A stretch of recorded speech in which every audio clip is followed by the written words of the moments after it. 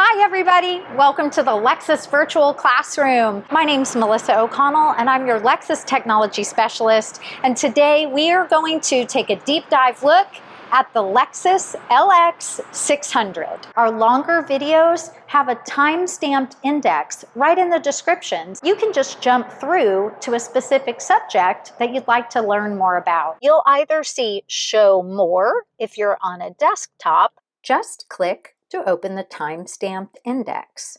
And if you're watching on mobile, look for the word More somewhere below the video title. That will open the video description and you can scroll through the images of the chapters. Click View All if you'd like to see the chapters in list view.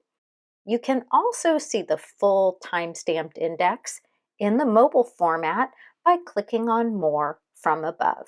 The LX has a few different style options. The standard build has seating for 5 with a spacious rear cargo area.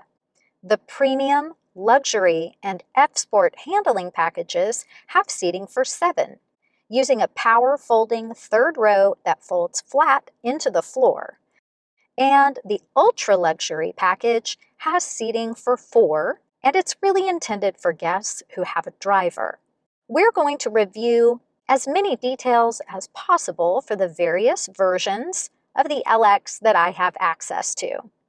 When you set up a new vehicle with Lexus interface, you go in a slightly different order than the other vehicles that you may have had in the past. It's a best practice to set up your Lexus app and driver profile first. But for the purposes of this tutorial, we're going to explore exterior features, the cargo area, and the rear passenger cabin, and then we'll set up your driver profile and learn all about the features and technology up front. So if you've already set up your driver profile, or you would like to go ahead and do that first, just use the time-stamped index in the description below the video, and then you can jump around and learn in any order that works best for you. So come on, let's learn together. Let's take a look at the exterior of the vehicle. Headlamp washers are linked to windshield wiper operation and are operated when the headlamps are turned on. When they're activated, the headlamp washer tray will slide out and washer fluid will be sprayed onto the headlights. The towing mount is located behind the cover at the center of the rear bumper. Using the flathead screwdriver, go ahead and remove the 2 clips holding the tow hitch cover in place. Gently work the flathead screwdriver in between the housing and the center post of the clip. Just snap out and then you can remove the clip.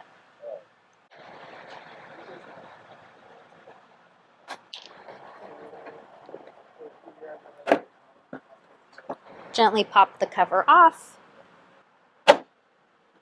You'll see that there are 4 insert clips across the top and 2 on the side, and they all snap into place when you're ready to put it back on. If you're going to tow something, make sure to consult the owner's manual and instructions specific to towing. To put everything back on, just match up the trim so that you have everything going in the right directions. Line up the 2 hooks at the bottom,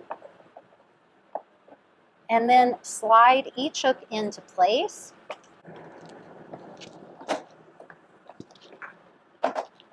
And make sure to press firmly until everything is secure. Then when you're ready to put these posts back into place, you want to make sure that the post is still pulled out, but don't remove it completely. It should be kind of snug. Then when you put this back in, you're going to snap it flush. And then it'll spread these prongs out and it'll hold it into place. Let's do that. So if you've snapped yours closed like I just did, just reopen it. There you go. And now we can put them back in place.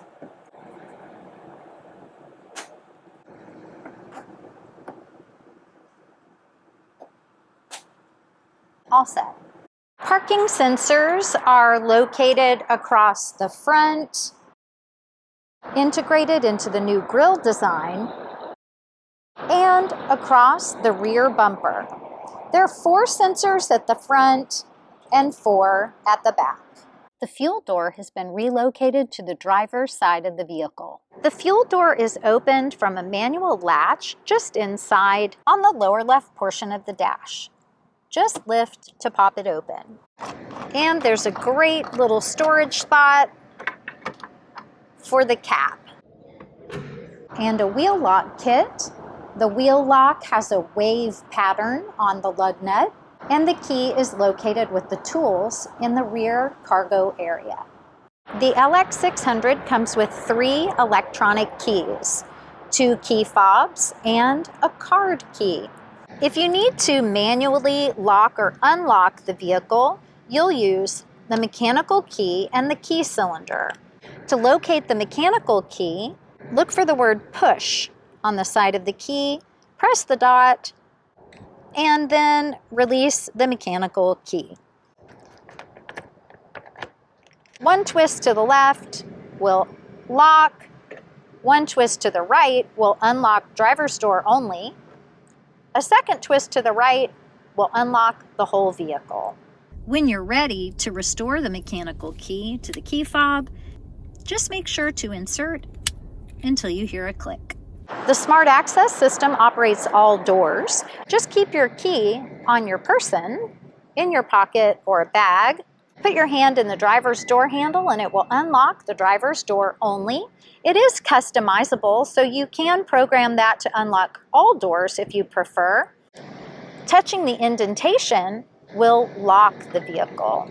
And with the auto folding mirror feature turned on, you'll have a great indication that your vehicle is locked when your mirrors fold in. You can also unlock and lock from passenger doors. When you put your hand in the door handle of a passenger door, it's going to unlock the entire vehicle and lock. But you can also use the buttons on the key fob to lock, unlock, push and hold to operate the new single panel power back door, or press and hold to sound the alarm. Now, if you're still using the alarm button to locate your vehicle in a parking lot, you are definitely going to want to change that and just use the Lexus app. Your Remote Connect feature in the Lexus app has a find icon at the bottom right-hand corner. It allows you to locate your Lexus in its last parked location. Starting route. Proceed to the route, then arrive at your destination. I'll show you how to set up the Lexus app and link your driver profile when we move to the interior of the vehicle.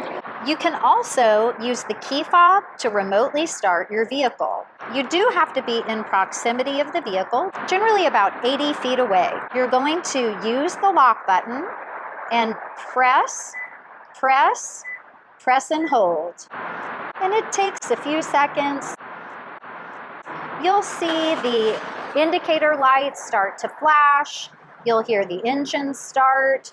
If you're watching closely, you'll even see the auto leveling headlights do their adjustment leveling self-check. And when you unlock the vehicle, the engine will stop. When you remote start the LX, whether it's from the key fob or the app, it's going to run for 10 minutes. Any attempt to enter the vehicle when it's running from a remote start, it will shut off the engine. So when you hop in, just apply the brake and push start and you'll be on your way. But my favorite way to remote start the LX is with the Lexus app. You'll see your vehicle with your VIN or vehicle name at the top, lock, unlock, start, and hazard light operation. To remote start the vehicle, make sure that it's locked and then touch and hold on the start command. If you're near your vehicle, you'll see the lights flash. You may even hear the engine turn on. And on your phone, you'll receive a notification. Then you'll notice the countdown clock underneath the word stop, letting you know that your LX will run for a 10-minute remote start cycle. You can actually do 2 10-minute remote start cycles in a row, and then you'll need to start the vehicle with the key from inside. Let's start with some cool new details about this new power back door setup. To open the rear door using the touch pads at the back of the vehicle, make sure you have your smart key on your person. There's a large rubber touchpad on the left, that's unlock, and a small rubber touchpad on the right. That will lock the vehicle. So to open the back door, just push the large pad on the left. You'll hear a beep, step back out of the way, and the door will open. This is the first time that the LX has a single back door rather than a two-piece split back door with a tailgate. My favorite new feature on the power back door for the LX is the optional kick sensor. It's located on the right-hand side instead of in the center because you do have towing capabilities and the tow hitch is located in the center. So as long as you have your smart key on your person, just kick and then step back a little bit when you hear the beeps so that the door has room to open. So easy to use, you can even kick to close. Listen for the beeps and step back out of the way so that the door has room to operate. Keep in mind that when you kick to close, it's going to close, but it's not going to automatically lock the vehicle. So either use the lock button on your key fob, the Smart Access lock buttons on the doors, or the Smart Access small lock button at the rear of the LX. But there is a setting that can be customized at your Lexus dealer service department that allows you to kick to close and then walk away, and it will close the back door and lock the vehicle. A couple of great things about this new back door is that it is now height adjustable. To adjust the height of the new power back door, position the door at the height that you would like to save. Just press the button on the left, stop it where you want it, and then push and hold. Listening for those 4 beeps. If you'd like to reset it, push and hold. 4 beeps, keep holding, 2 more. 6 total beeps, now we're reset. Push the button, stop, push again, and it'll open back up to the max height. Just stop it where you want it, push and hold the button on the left-hand side, get those 4 beeps, and your new position is saved. If you'd like to push the button to close and automatically lock, you do need to walk away because it has sensors that detect the key. It's just gonna beep, it's waiting for me to get out of the way.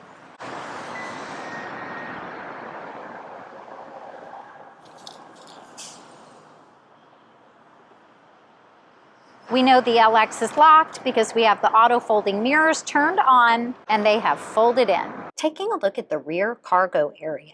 If you have the optional digital rear view mirror, you'll have a camera mounted against the glass of the rear window. The cargo net accessory. When you take a look at the tab that's clipped to the center section, you'll see 2 different hooks. Instead of hooking the back hook on, which won't actually hold anything in place, connect the front piece to the front center cord because it will actually hold on for you. Then you can attach the second hook to create separate pockets for cargo. It stows into its own zip pouch. Unhook from the anchor points, roll it up, and zip it up. The lower hooks connect to D-rings at the floor of the vehicle. The hooks are plastic, so make sure that you take good care of them if you're going to remove the cargo net to store larger cargo in the back of the vehicle. There are 4 D-ring anchor points in the rear of the vehicle for cargo netting. If you have a small accessory cargo mat, whether it's carpet or an all-weather style mat, make sure to locate the opening for the D-rings to push through so that you can secure any cargo net that you choose to use. You have tools and a small storage cubby located underneath the small cargo area at the very back of the vehicle to remove any cargo mat before you access the storage area. You'll see a tab at the center. Just lift up to open. Tools on the left, and the pouch with your wheel lock key is usually on the right-hand side. The wheel lock key will fit the wave pattern of the wheel locks. To remove the tools, just unhook the Velcro straps and then follow the instructions to slide the latch mechanism open. The jack is stored inside the vehicle on the left-hand side. Make sure to reattach the straps. If you need to, you can loosen the strap, then clip it into place and cinch down. Unfortunately, the zipped pouch cargo net does not store into this rear cargo cubby. If you're not going to use it in the vehicle, you might want to remove it altogether and just store it somewhere in your home. Your LX should also have a first aid kit located in the back. It is the new hard shell case. Some first aid kits will come with Velcro on the back.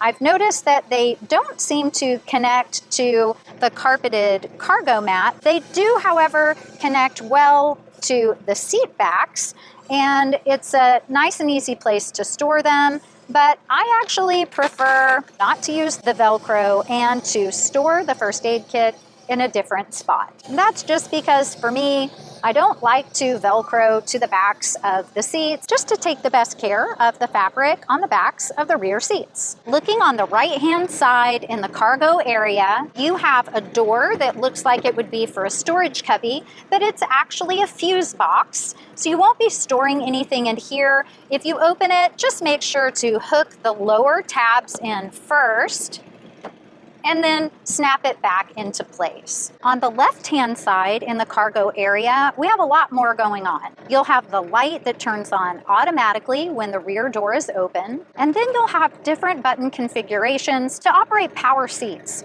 The buttons are going to vary depending on which package you have on the vehicle. You have a 120-volt AC outlet,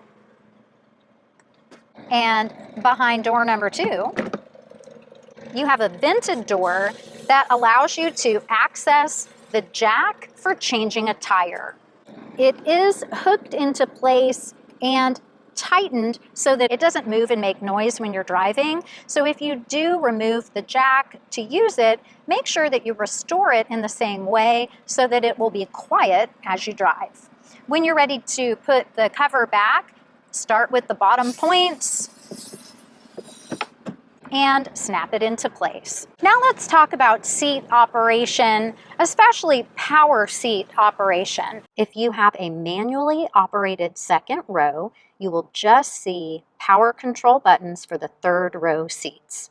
If you have a power second and third row, you will see this setup. You have the option to fold down all seats simultaneously or operate third row seating only or second row seating only. To operate power seats, you'll see L for left and R for right. Second row seats can be power folded down, but they are manually folded up from the second row. Third row seats, they do finally stow beautifully flat into the floor of the LX. Previous models, they stowed up and to the sides, and so you lost some cargo area. Now you have a much more open and spacious configuration with the seats folded flat into the floor. The button that says All allows you to fold all seats down automatically. It does not restore the seats to the upright position. To restore the seats, power operate the third row and manually operate the second row. Before you operate the third row, you want to make sure that the seat belts are up and out of the way. They have a clip that the strap slides into, but you want to also stow the seat belt clip itself. So before you secure the strap, raise the seat belt clip up, slide the strap into place, and then slide the clip for the belt into place. Now everything will be out of the way to operate the rear seats, and it'll be more quiet when you drive. Make sure to do the same on both sides. If you just need a little additional room in the cargo area, the first press of the button to stow the seats will tilt them slightly forward.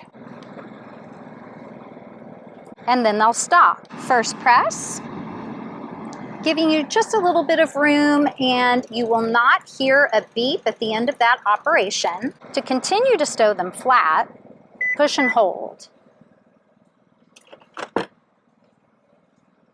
If the headrest was up, it will automatically fold for you. Raising both third row seats simultaneously.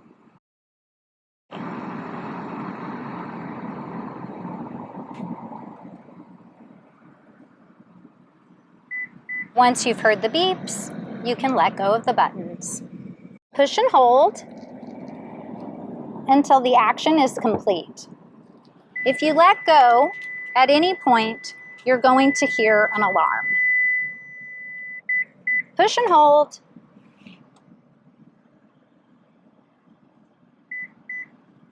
When you hear the 2 beeps, the operation is complete. The headrests are manually placed in the upright position.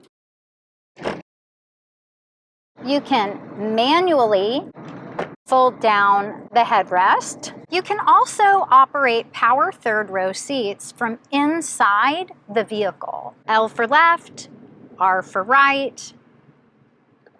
Pushing down on the right-hand side toggle to fold.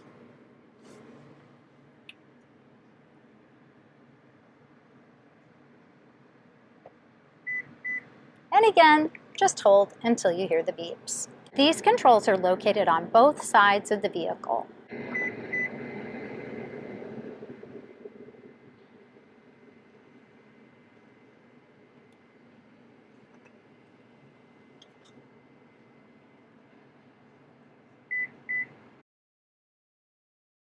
Rear cabin dome lights for the third row. Just give a push of the button to turn them on or off. Third row passengers can adjust the amount of recline for their seats. These buttons will not fold the seats flat. And they each have a USB-C charging port. There are also 2 cup holders on each side, and an additional small storage cubby on the right-hand side.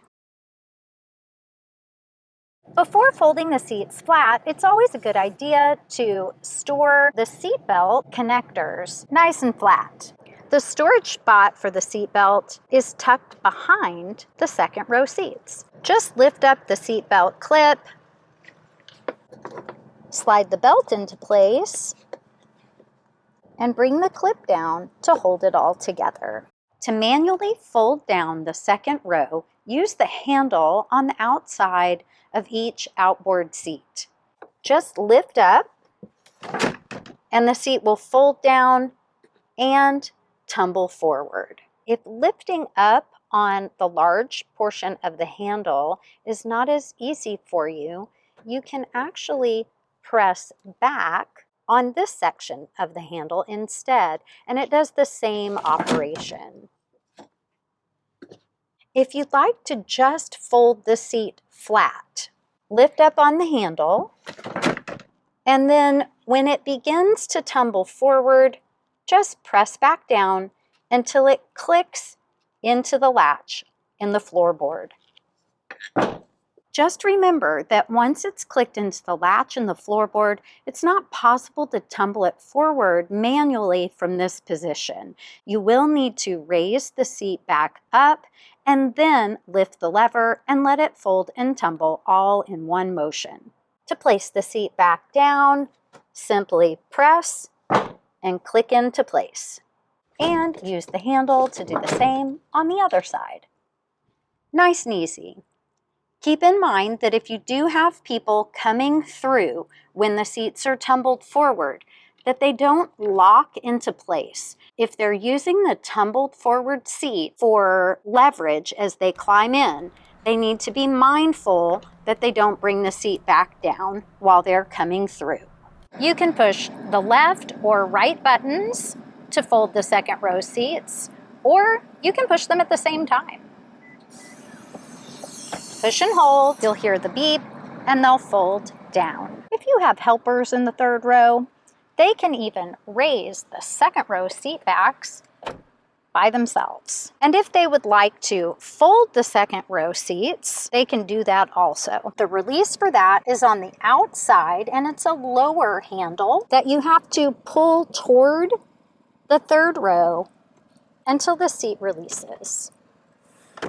And then it can fold down on the right and left-hand side. To raise the second row seats to their upright position, whether you have the optional power folding second row or the manually operated second row, just lift up on the shoulder of the seat until it clicks into place. Once it's clicked into the first position, you can adjust the tilt angle with the lever. Just lift up on the lever and tilt the seat shoulder back.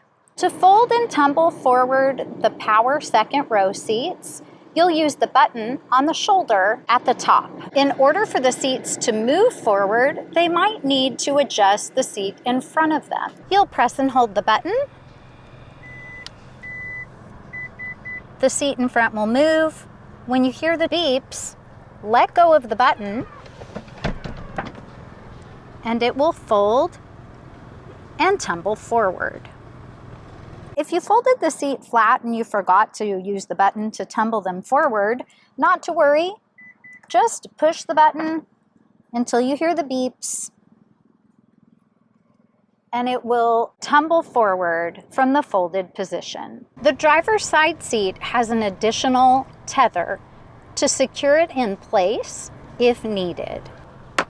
Open the storage compartment, locate the tether, and you will need to unhook the Velcro so that you can have more slack. When you squeeze the bottom section together, it allows you to have more slack.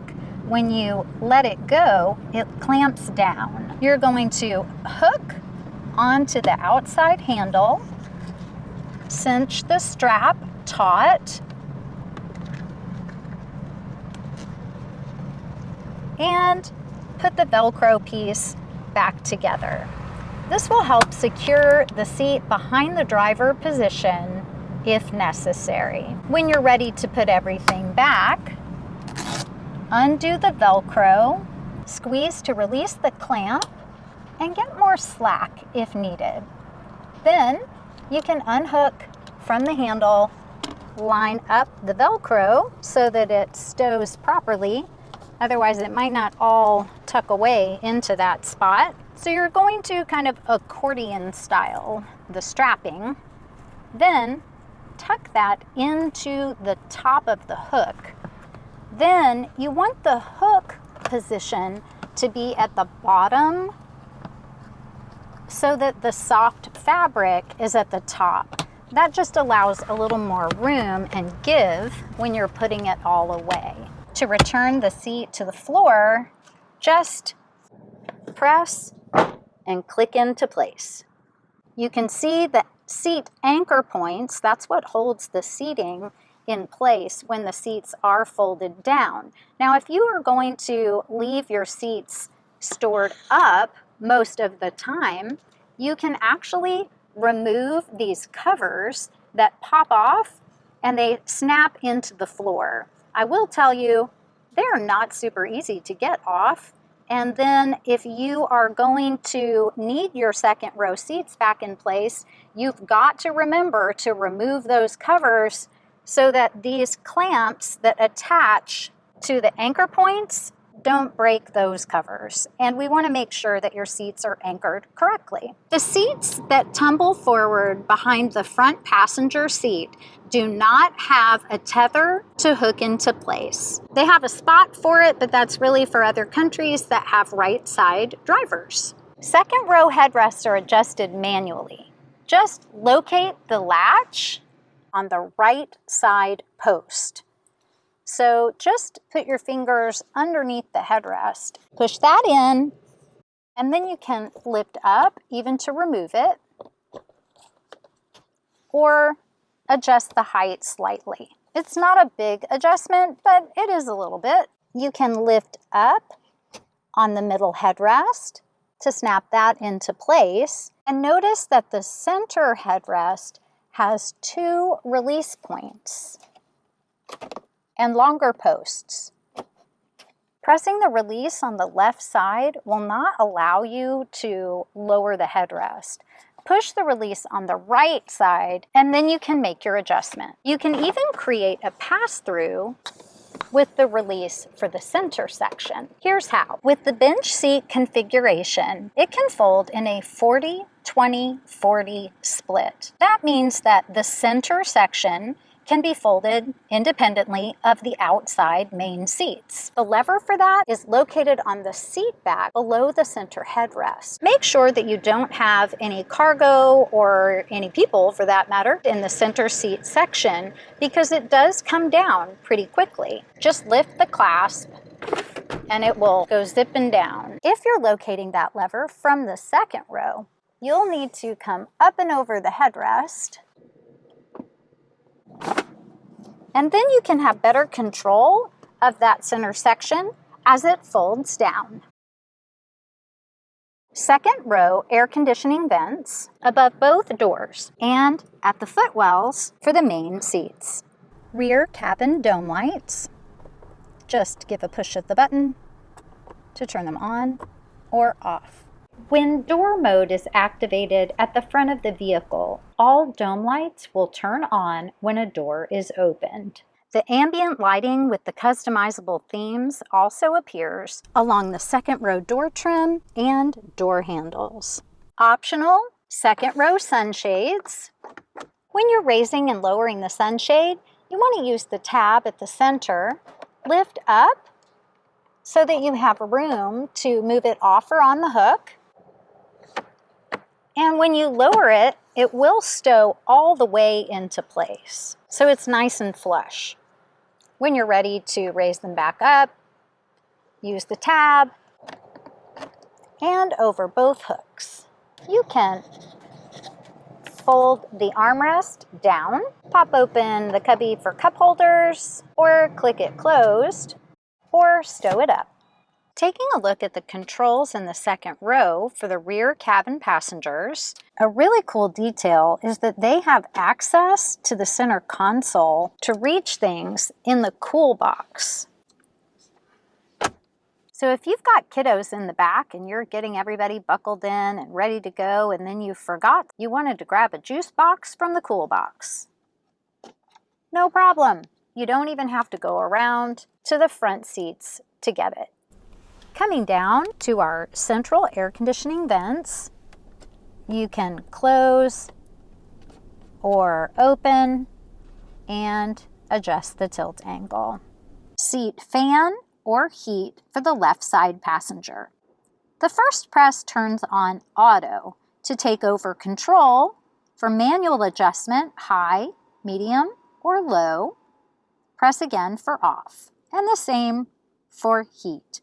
The first press will go to auto, so if you press heat and it turns the fan on, press heat again and the heating element will engage. Just remember that the auto feature is considering the selected interior cabin temperature and the outside ambient temperature to make adjustments. So just take over if you prefer a different setting. If you try to adjust temperature and you don't see it change on the screen, it just means that the rear cabin air is not turned on. You can control that from the front screen or right at the back, just by engaging the fan. Less fan, click down. More fan, click up. Once the fan is on, you can adjust left side passenger temperature and right side passenger temperature. You can also adjust the fan mode just by pushing the mode button, and it will cycle through all of the available airflow modes, or you can turn the fan to auto and it will adjust not only fan speed but airflow mode automatically based on the selected temperatures for the rear cabin and outdoor temperature. Coming down, we have a compartment for all of the inputs for charging and the rear entertainment system. you have a 12-volt accessory charger, 2 USB-C port chargers, 2 wired headphone jacks, and an HDMI port for tethered content that would run on the rear entertainment screens. Just close it up if you're not going to use those features. Taking a quick look at the rear entertainment system, the most important thing to know about the rear entertainment system, it is not a DVD player. So you can just check those out because we don't even have a disc reader on the vehicle anymore. The CD and DVD player is a thing of the past on the LX. So for all those parents out there wondering where the remote controls have gone in their vehicles, not to worry, now it's a touchscreen. Power, you can click the hard button for source or click right on screen.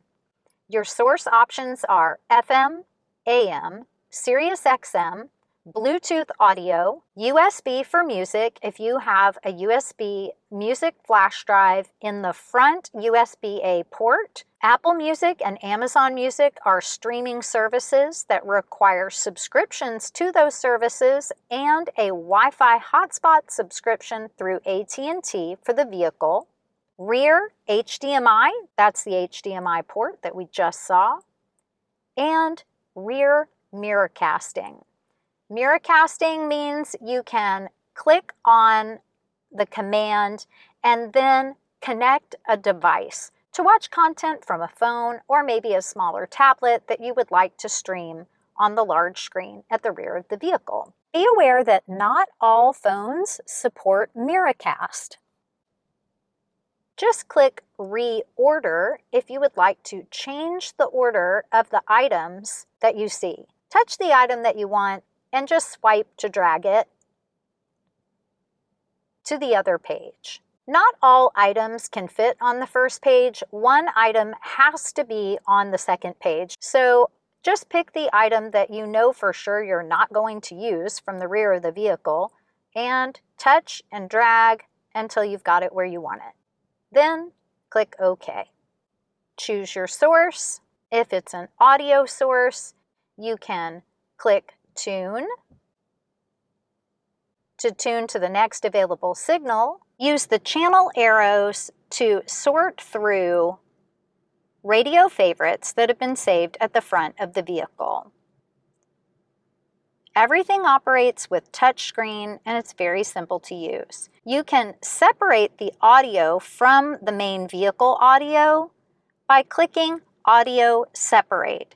It's going to tell you, please select Separate Mode if you would like to enjoy rear audio and video separately, or select Synchronize Mode for output from all speakers. At the top right corner of the screen, if it says Audio Synchronize, that will allow the sound to come through the entire vehicle.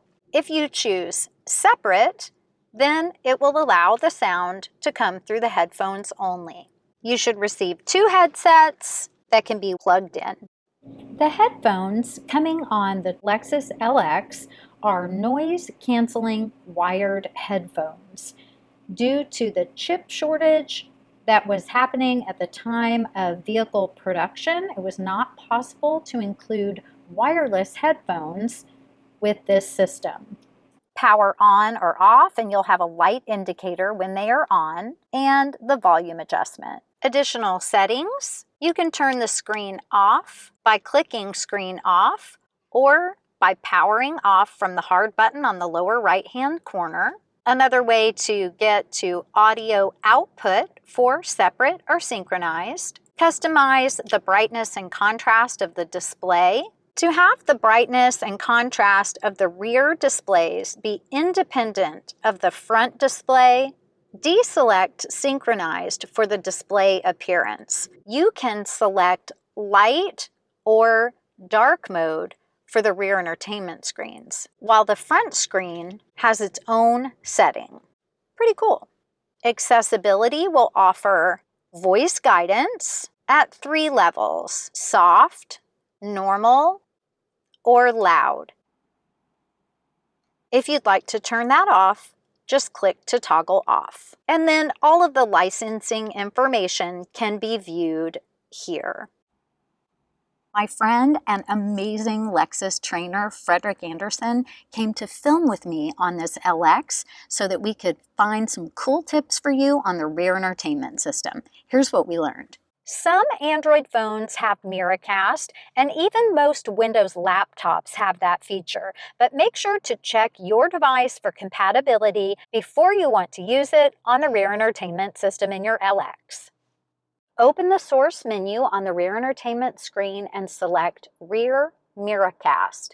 Then take a look at your smartphone, and you may need to launch Settings to access the Miracast software on your Android device. If so, just follow the steps on screen to pair and connect. You'll be able to mirror the content from your phone on the rear entertainment screen. Apple products have a variety of third-party apps that claim to be compatible for using Miracast, but we had varying degrees of successful connection with third-party apps. The best way we found to connect to an iPhone or an iPad was with the HDMI cord. Plug in your device, you'll select Rear HDMI from the rear entertainment screen source menu, and then launch your content right on screen. You'll find that some apps will allow you to operate the app or the content on the touch screen or to use your phone as a mouse. It just depends. You can open your favorite apps to stream video or TV, watch your favorite content from YouTube, your favorite news, shop, play games, you name it. Laptops and personal computers can also be connected with the rear HDMI cable. Just make sure to select the right cable for your device. Just keep in mind that apps and websites are always changing, so their operation in the vehicle might change too. If your smartphone is already connected to the vehicle for your driver profile, make sure to use a separate device for the rear entertainment system. For example, it's not possible for a phone to support wireless Apple CarPlay or Android Auto for your driver profile and the main screen at the front of the vehicle and to simultaneously stream content or mirror content to the rear entertainment system. And the most important tip for the rear entertainment system, there is an ultimate veto power on the front screen. You can lock out the controls for the rear entertainment system through the settings on the main screen at the front of the vehicle, hopefully solving any potential conflict between siblings in the back seats. When storing cargo in the back of the vehicle, even installing child safety seats, make sure to be very careful with how far back you adjust the front seats so that you don't inadvertently damage the screen of your rear entertainment system. All 3 second-row seats on the bench seat configuration have top tethers for child safety seats. Both outboard second-row seats have latch, the lower anchor points for child safety seats.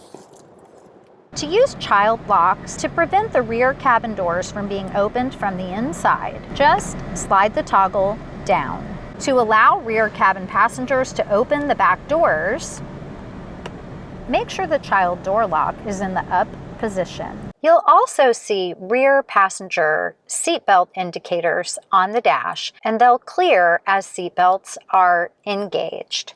We are ready to move into the front cabin of your new LX, and the first thing that we're going to do is set up your Lexus driver profile. Having your driver profile connected gives you a much more customized experience in your Lexus with the new Lexus interface system.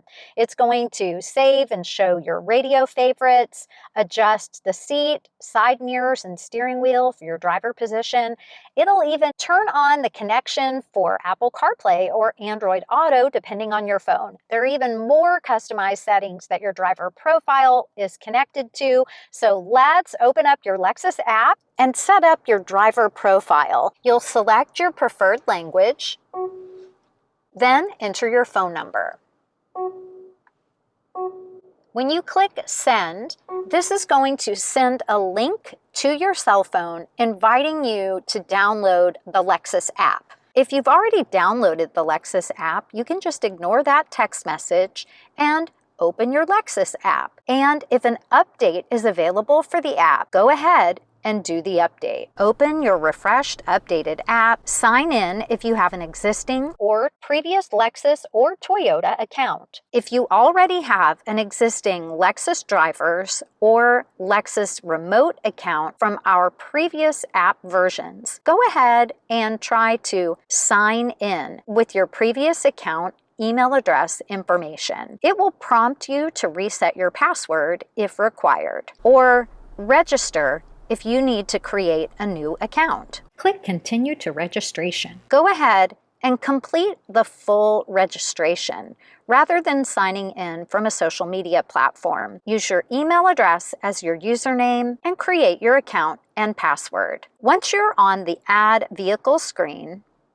click Add Vehicle. If you have more than one vehicle in your garage, push and hold on the car icon at the bottom center of your screen. Then, click on the plus symbol in the top right corner to add your new vehicle. And then look toward the bottom of your phone for Scan QR Code. You'll notice the QR code ready and waiting on your Lexus screen. Click Scan QR Code and give permission for your camera to interact with the QR code if you have that prompt pop up on your phone. Then you'll be able to scan the QR code on the vehicle screen. Now on the vehicle, you'll see I've completed app setup. That means we have more work to do on our phone. So don't click that just yet. Wait for your phone to prompt you for the next steps. You'll see the vehicle information pop up on your phone screen. You can nickname your vehicle. You can also select your preferred servicing dealer if it doesn't automatically populate for you. Click Save Changes. And now you can review all of the connected services that are available, giving you the information about the complimentary trials that you have for each service. Click Continue, and we will accept our terms and data consent for those connected systems and trial periods. If you're not sure you want to register for the Hotspot subscription with AT&T for a Wi-Fi data plan, go ahead and choose Maybe Later. And then Confirm. Confirm and Continue. Choose Finish Setup. Now we'll see that we are fully connected for our Lexus app and remote services. Let's go ahead and set up Bluetooth. The car is already ready. Click Yes, come to Settings on your device. Select Bluetooth, and then look for the Lexus LX to pop up on screen. We'll touch right on the words Lexus LX and wait for our pairing prompts. Now we're going to have steps to click on the phone and the vehicle. Make sure to allow for favorites, contacts, call history. This is the primary device for my profile, so I'm going to say yes. I would also like to allow Apple CarPlay, so make sure that you are allowing the connected system for your phone, whether it's Apple CarPlay or Android Auto. You just need to click on permission on the vehicle and the phone. Awesome! Now we have our primary driver profile connected. It's instantly launched our Apple CarPlay because that is the connected system on this type of phone. It's an iPhone. Our next step in setting up a driver profile is to link your selected key. That also means we need to get to the Lexus interface settings. Right now, we are in Apple CarPlay. In order to get back to Lexus interface, we just click Lexus. Our Lexus interface menu is always going to show on the left-hand side as long as you are in the Lexus interface system. To link the key, we confirm that our driver profile is active.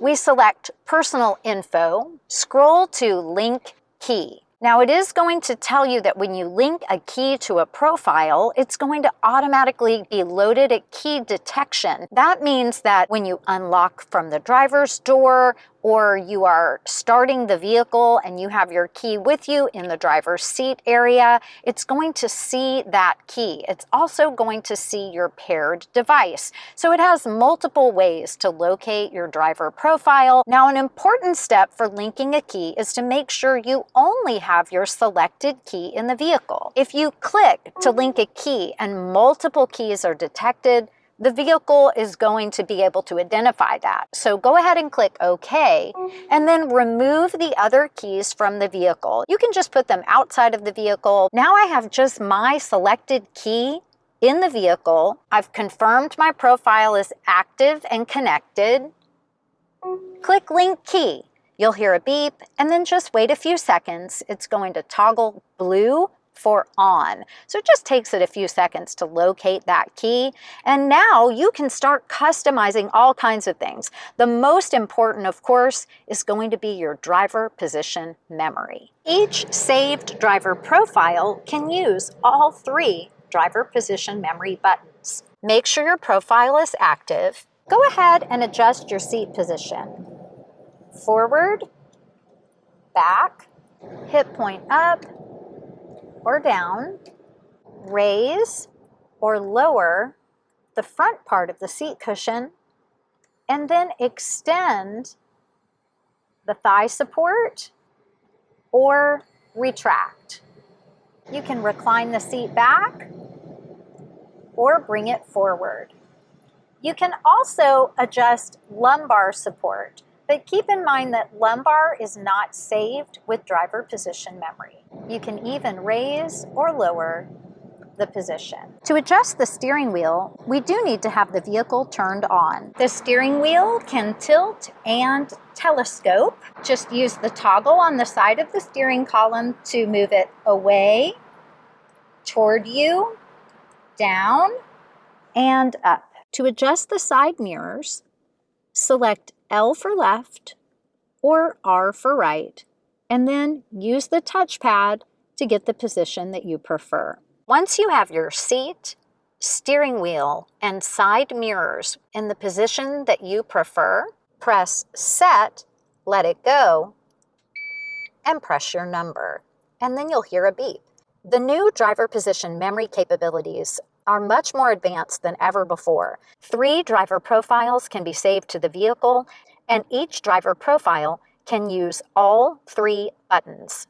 There's also an auto save feature for your driver position. So if you are driving and maybe you're on a long trip or something and you adjust your seat position, when you put the vehicle in park, it is going to memorize the last position that you drove in. So if you hop back in the car and you feel like the seat's a little bit different from your normal daily driving position, make sure your profile is active on the system and then just push the button to recall your driving position. You can press the button on the right to power fold the mirrors in or out. But a great tip, if you've power folded the mirrors in, instead of pushing the button again to open them, push the auto button. They will open and engage auto mode. To turn auto folding mirrors on, make sure you see the green light. When the auto folding mirrors are turned on, the mirrors will fold in automatically when you lock your Lexus. The tilt angle of the mirrors while reversing is customizable. If you have a light on either mirror control button, that means the mirrors will tilt in reverse. Apply the brake and shift into reverse. You'll see the mirrors tilt down. To customize the tilt angle, select the mirror that you would like to adjust. Use the touchpad to make your adjustments, then put the vehicle back into park. The mirrors will restore to the position that you set for your driving angle. Shift back into reverse to confirm the new setting. If you don't want the mirrors to tilt in reverse, just deselect so that you don't have a light on either button.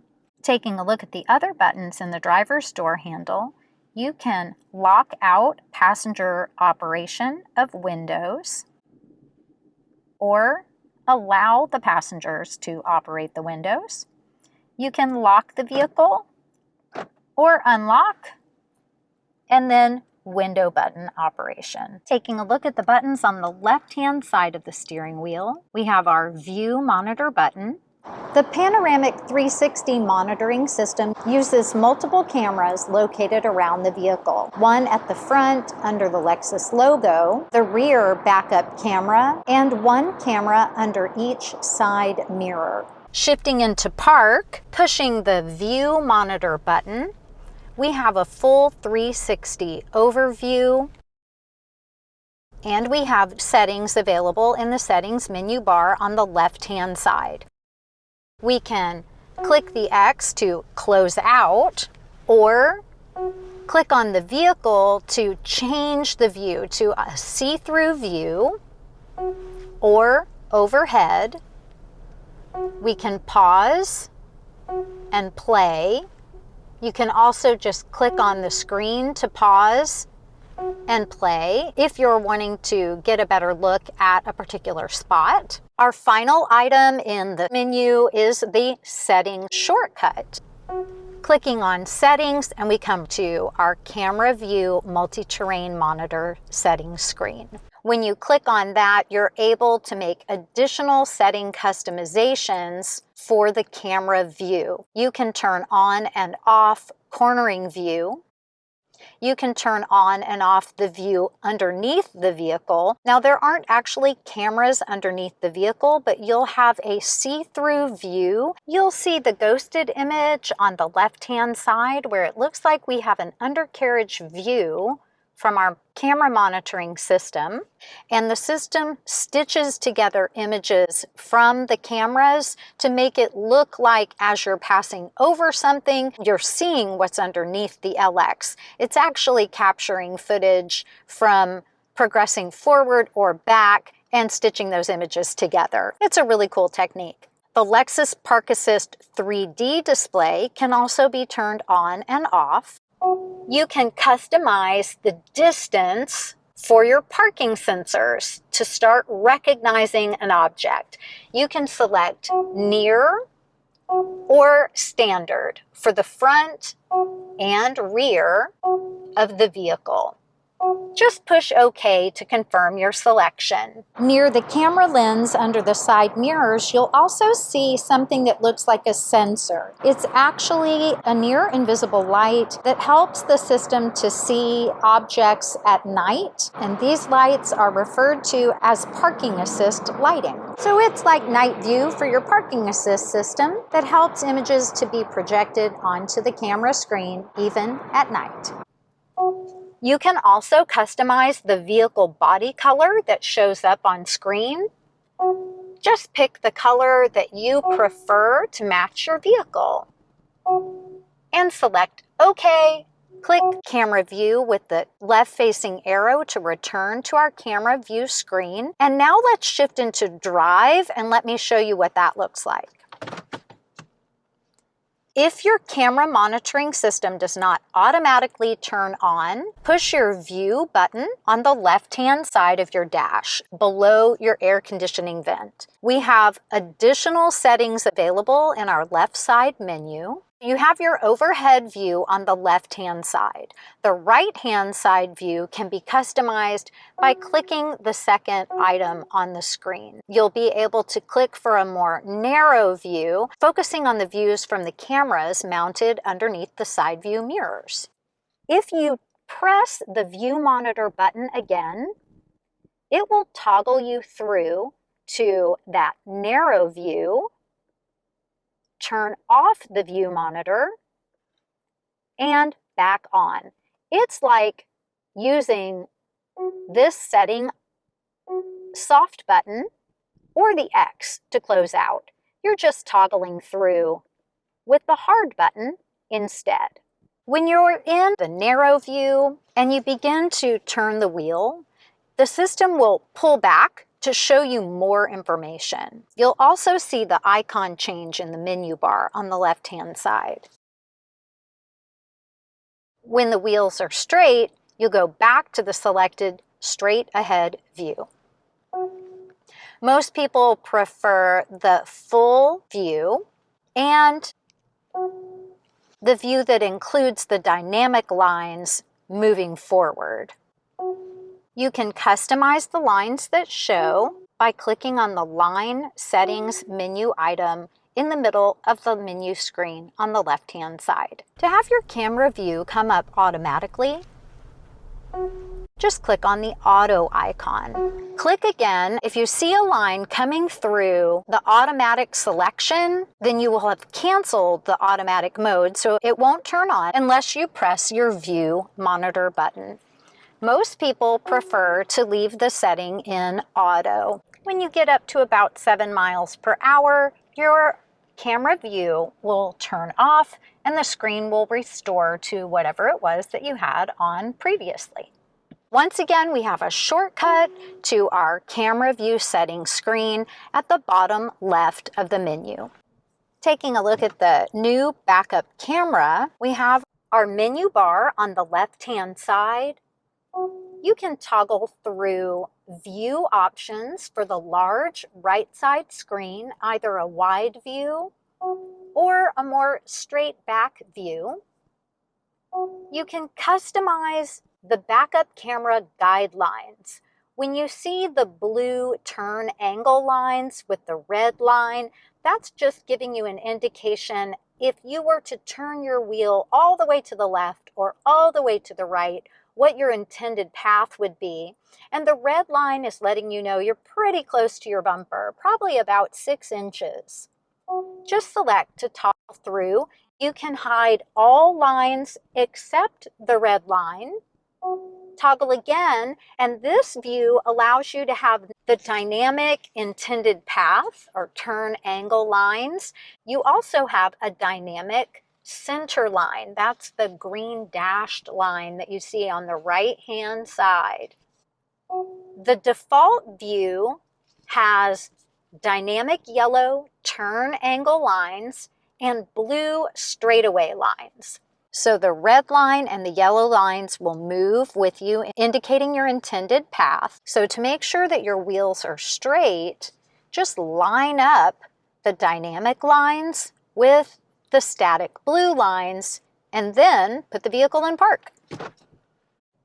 And of course, we have the shortcut back to our settings menu at the bottom of the menu bar, coming back to the buttons on the left-hand side of the dash. Odometer and trip meter button. When you push the odometer and trip meter button, you'll see it toggle through trip A, trip B. You'll see a wrench indicating how many miles you have left until your next oil change. Now keep in mind that you'll service every 5,000 miles or 6 months, whichever comes first, but you'll typically do an oil change every 10,000 miles or 12 months, whichever comes first. Just press and hold the odometer trip meter button to zero out trip A or trip B. You can increase or decrease the brightness of the lights on your instrument panel. Press the up arrow to make it more bright and the down arrow to make it more dim. Coming down for our button to operate the power back door. To operate the power back door from inside, push and hold the power back door button. If it beeps and doesn't open, it just means that the back door is locked. Go ahead and press the unlock button in the driver's door handle. Push and hold again to close. When the power back door is operating, you'll see an indicator on the dash. When the operation is complete, it will clear. The button to deactivate the auto engine start-stop feature that is on the new turbocharged Lexus LX. Like many other auto manufacturers, Lexus now has a stop-start feature to cycle the engine off when the vehicle is at idle. That means when you come to a stop in your LX, the engine will turn off if it can continue to support the climate control system and any of the other accessories that you have operating on the vehicle. It's actually much smoother of a stop-start process than I was anticipating. In fact, I've talked to a few people who drive this vehicle now, and they didn't even realize that they had the feature. The button is kind of tucked away on the dash on the left-hand side, and they just didn't notice it. So I do recommend that you drive it for a while, see what it feels like when that turns off and on. If you've ever driven a hybrid vehicle and you know that they typically will cycle the gasoline engine off when the vehicle comes to a stop, it's very similar to that concept. When the vehicle comes to a stop, the gasoline engine will cycle off. When you begin to lift your foot off of the brake, the gasoline engine comes back on. And because there's no interruption to any of the other features that you're operating on your vehicle, especially climate control, it's not going to always shut off. It's only going to shut off if it can. It is about improving fuel economy and reducing noise pollution when the vehicle is at idle. If it bothers you, you can press the Stop Start Engine Off button. You'll see an indicator light on the dash on the lower right-hand side. That disables that function for that drive cycle. It will reset when you turn the vehicle off. If you see a message letting you know that the vehicle will turn off if it's parked and idle for 1 hour, you can either allow it to automatically turn off or use the left side arrows to toggle down and make a selection to allow the engine to continue to stay on. Once you've made your selection, go ahead and press the OK button to clear. A small storage cubby. And coming down again, you have the manual release for the fuel door and the hood. Coming over to headlamp operation, twist the dial down for DRL off, daytime running lights off. Actually, everything off. Twist up for auto, up again for parking lights and daytime running lights, and twist all the way to the top for manual low beam headlight selection. Coming back down to auto or off if you needed to turn them off. Most people prefer to leave them in auto. Automatic high beams are operated by pushing the button on the end. You'll see a green light turn on, letting you know that the high beams are active. Just push the headlamp stalk forward to manually turn on the high beams. Your fog lamps are operated with the toggle. Just click up for fog lamps to come on when the low beam headlights are on, or down for them to remain off. Coming over to the right for windshield wiper operation, the position of the stalk determines the operation mode. Coming up to the top for mist, and they'll drop back down to the off position. Come down one click from off for auto. Once you're in auto, you can adjust the sensitivity of the automatic wipers with the dial. They're the most sensitive at the top, which means it takes less water to activate. Coming down for less sensitivity, and all the way at the bottom, they are the least sensitive. So it would take quite a bit more water to get them to activate. One thing to note, you don't have to try to line up this dash mark with the word auto because you're putting them in the automatic mode and then adjusting the auto sensitivity. So don't worry about that. Bring the stalk down once more for steady low and all the way at the bottom for steady high. High, low, auto, off, one swipe for mist.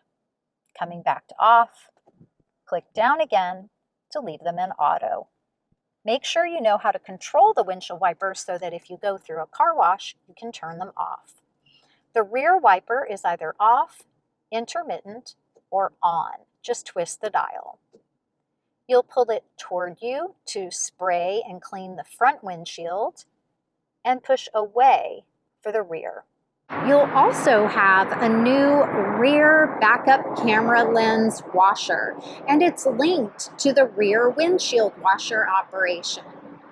When you activate the rear windshield washer, it's going to automatically clean your backup camera lens. The LX has paddle shifters for a manual shifting mode. Shift into drive, and then move the shifter to the left to access manual mode. You can now actually upshift or downshift right on the gearbox, or use the paddle shifters, shifting up on the right and downshift on the left. To shift back into your normal drive mode, just move the gear shift back over to the drive position. Let's take a look at the buttons on the steering wheel and the features that they operate. Starting out on the left-hand side, all of the arrow buttons and the OK button operate the multi-information display on your dash. You can move left, right, and on some screens, up and down. When you've highlighted an item that you would like to open or maybe even toggle a feature on or off, you'll use the OK button. If you'd like to go back a screen or clear a message, use the return arrow button. Let's take a look at each item on the display. The information menu contains a lot of fuel economy information.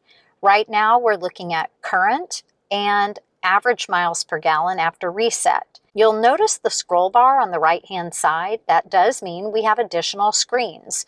We can arrow down for our second drive information screen with our range, how many miles we have left on this tank of gas, and the average speed. Arrowing down again to an eco indicator. This will light up in the eco range when you're driving in a fuel-efficient way. Arrowing down again for our tire pressure, including the full-size spare tire located underneath the rear of the vehicle. Once this vehicle is driven up to speed, it will show the PSI for all 5 tires. Arrowing down again, and we have a blank screen. Arrow once more, and we just loop right back around to the top. Arrowing to the right, and we move from information to navigation. We have our compass. Arrow to the right again, and we have an audio screen. Notice now we have up and down arrows again. That means we can scroll through our sources that are available on the vehicle. When you see streaming services like Apple Music or Amazon Music, those do require a subscription and a Wi-Fi hotspot data package from AT&T. Arrowing to the right again, and we have our driving support screen. We'll take a look at this more closely when we look at the buttons on the right-hand side of the steering wheel. Arrowing to the right again, messages about service or even a low fuel warning can appear here. Arrowing to the right for settings. Working in the settings menu, we're going to use the up and down arrows to move through our list of features. When you want to select something, make sure that the highlighter is on that item, and then you'll push the OK button. The OK button will either toggle something on or off, or it will open an additional menu that has other settings for that particular feature. So go ahead and arrow up or down until you're on the lane trace assist icon. It looks like a vehicle leaving the lane. You'll see that same icon on a button on the right-hand side of the steering wheel to turn the feature on or off. But in this case, we're going to be customizing the settings through the settings menu. Go ahead, highlight the icon, and then push OK. You'll see that same icon again because the top 3 items are customizations for lane trace assist. We can turn lane centering on or off. You can customize the alert, so if the vehicle is leaving a lane and you don't have your blinker on, you will get either an audible alert or the steering wheel vibration alert. You can adjust the sensitivity, high or standard, and you can turn the sway warning on or off. Sway warning will pop up if you've had multiple corrections in a row. The vehicle is concerned that you may be a fatigued driver, and it will suggest that it's time to take a rest.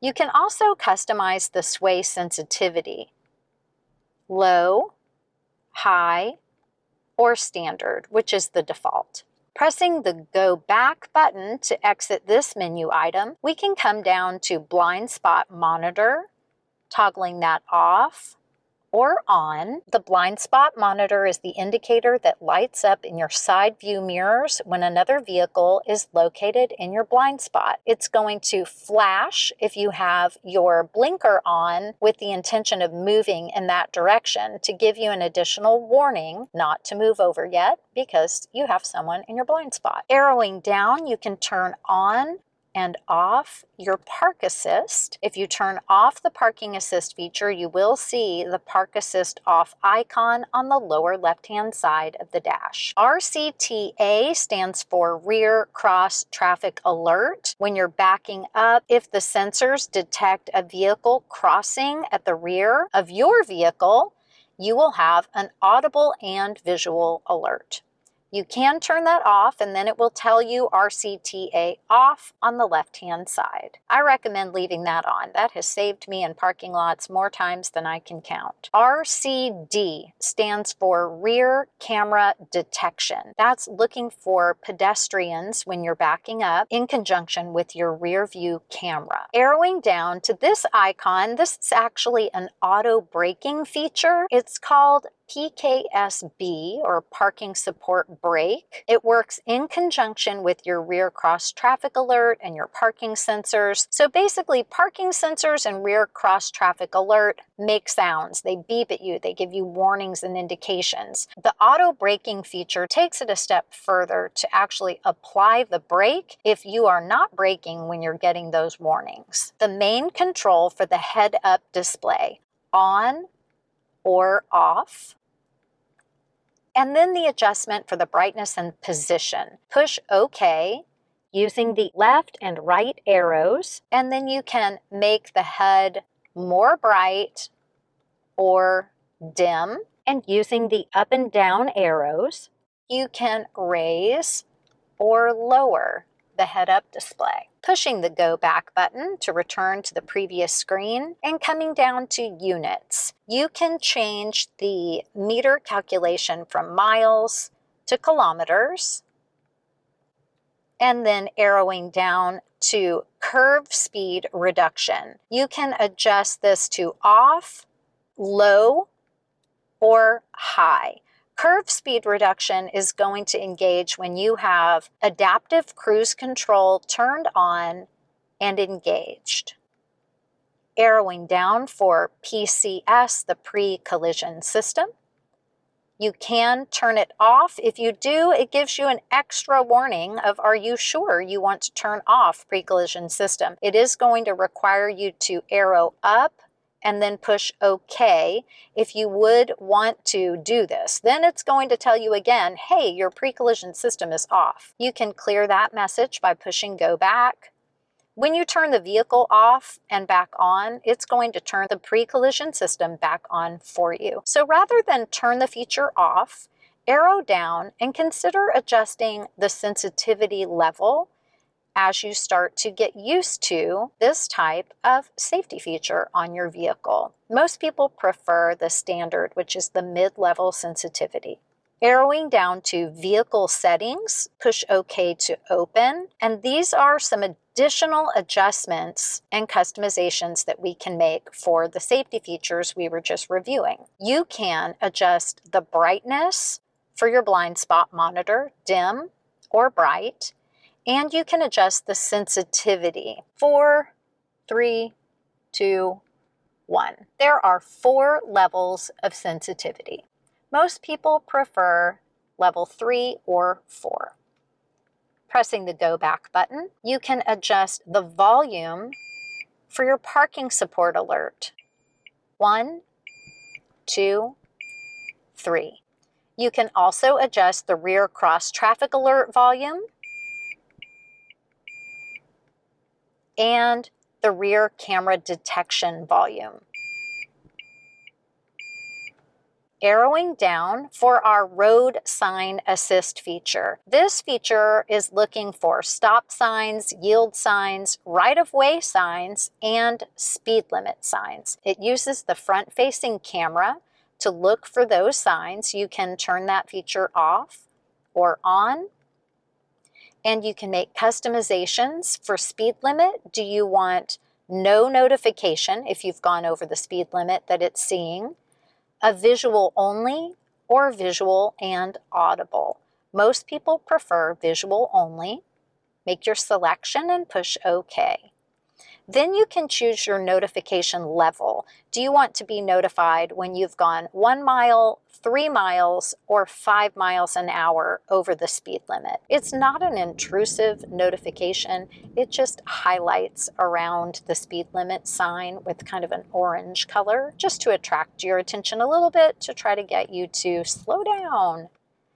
Coming down to other signs, you can choose to have no notification, visual only, or visual and audible.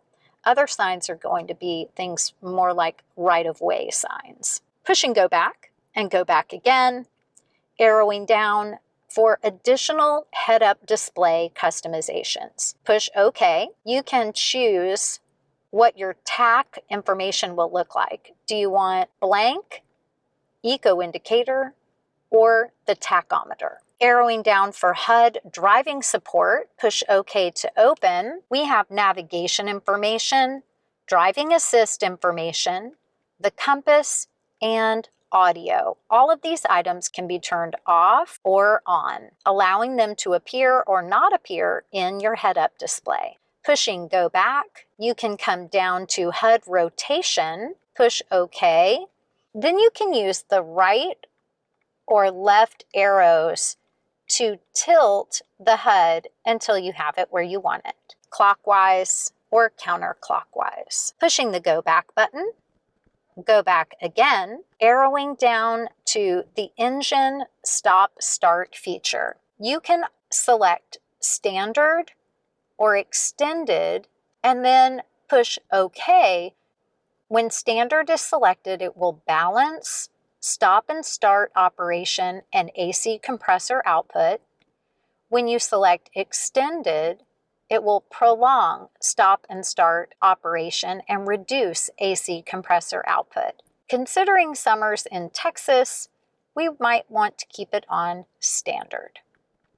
Pushing the go back button, arrowing down. An additional safety and convenience item is the rear seat reminder. It's triggered by opening a rear door before you get into the vehicle to drive. When you turn the vehicle off, you'll have a check rear seat reminder. You can choose to have the rear seat reminder that we saw off or on. Coming down, for power back door customization, you can disable the power back door by turning it off. Arrowing down for hands free, that's turning off your kick sensor. Leave that on, I love that. Arrowing down for volume control, and then push the OK button to make your selections. 3, 2, 1 for the beeps that it makes when you're operating it. Pushing go back, arrowing down for the tire pressure warning setting. Push OK, and you can push OK again to set pressure. Changing the wheels. These are items that technicians would use if your wheels or tires are being serviced. And setting the units. Push OK, and you'll see 3 options: KPA, PSI, which is the default for our area, and bar type. We'll leave it on PSI, which is standard in our area. Pressing go back again, arrowing down again. Our final items, scheduled maintenance. Again, technicians would come in to reset the data after the vehicle's been serviced. Pushing go back. And remember, we have 2 different types of maintenance. Standard scheduled maintenance at 5,000 miles or 6 months, and then our oil maintenance at 10,000 miles or once a year, whichever comes first. Pushing go back. I like to arrow down again so that we loop right back around to the top of the settings menu item for vehicle settings. And now press go back and come down to meter settings. Push OK to open. We can choose English, Spanish, or French for the display language. Pushing go back. Another selection for units, kilometers, or miles. That will vary depending on your region. You can customize the speedometer for an analog display, digital and analog combination display, or digital only. Arrowing down and we can customize our drive information screens. Push OK and we can decide, do we want to keep the current bar type and average fuel economy after reset? Sure, those seem pretty good. Let's arrow back and let's change, selecting Drive Info 2, pushing OK. Let's change that average speed after reset. Push OK. And then we have an opportunity to choose what we want. So rather than an average speed calculation, it might be nice to select elapsed time after start. How long has the vehicle been running? Pushing OK, pushing go back. And if we'd like to see that change, let's push go back again to exit meter settings and just do a quick arrow to the right to our information display, arrow down, and there it is. We have our range and our current trip time. Pretty cool. Left arrow shortcut back to our settings, push OK to open meter settings, come back down. We just customized Drive Info 2, arrow down, and we can choose to turn on or off different items that can pop up on our display. Intersection guidance, phone, audio operation, volume, the duration message for the stop-start feature and the auto engine shutoff, and the status of the stop-start feature. Make sure to note that these are just customizations. They don't disable the feature. And the adjust brightness screen that we saw before. Arrowing down to return to the top, pushing go back. We can turn off or on the eco pop-up light that happens as you drive. And this again would only happen when you're driving in a fuel-efficient way. You'll see the eco indicator pop up on screen. You can always return to the default settings by selecting default settings, pushing OK, and then it will ask you, are you sure you really want to do this? You can select yes and push OK if you would prefer that. Pushing go back, arrow down so you loop right back to the top, go back again, arrow down so you loop right back to the top. If you press the go back button and you don't go back anywhere, that means you're as far back as you can get. So either move left or right until you're on the screen that you prefer. Coming down to the telephone button to answer or end a call, adjusting the volume up or down for telephone or radio, and your voice command button. When you push and release, you'll be using your Lexus Assistant to operate items on the vehicle. When you push and hold, you'll be using your phone's assistant, either Siri for iPhones or OK Google for Android phones. Coming over to the right-hand side, our top items are for driving assist features. To turn cruise control on or off, press the cruise control button. When you reach the speed that you'd like to cruise, push set.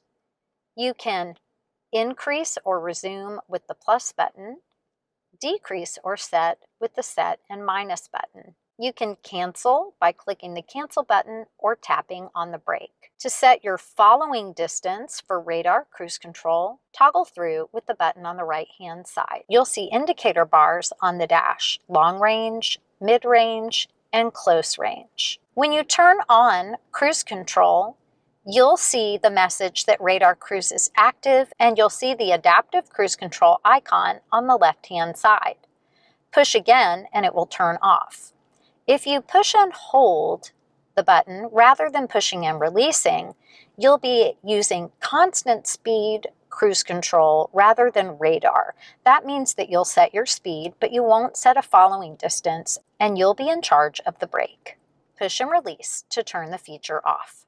The Lane Tracing Assist button allows you to use steering assist only or steering assist and lane centering.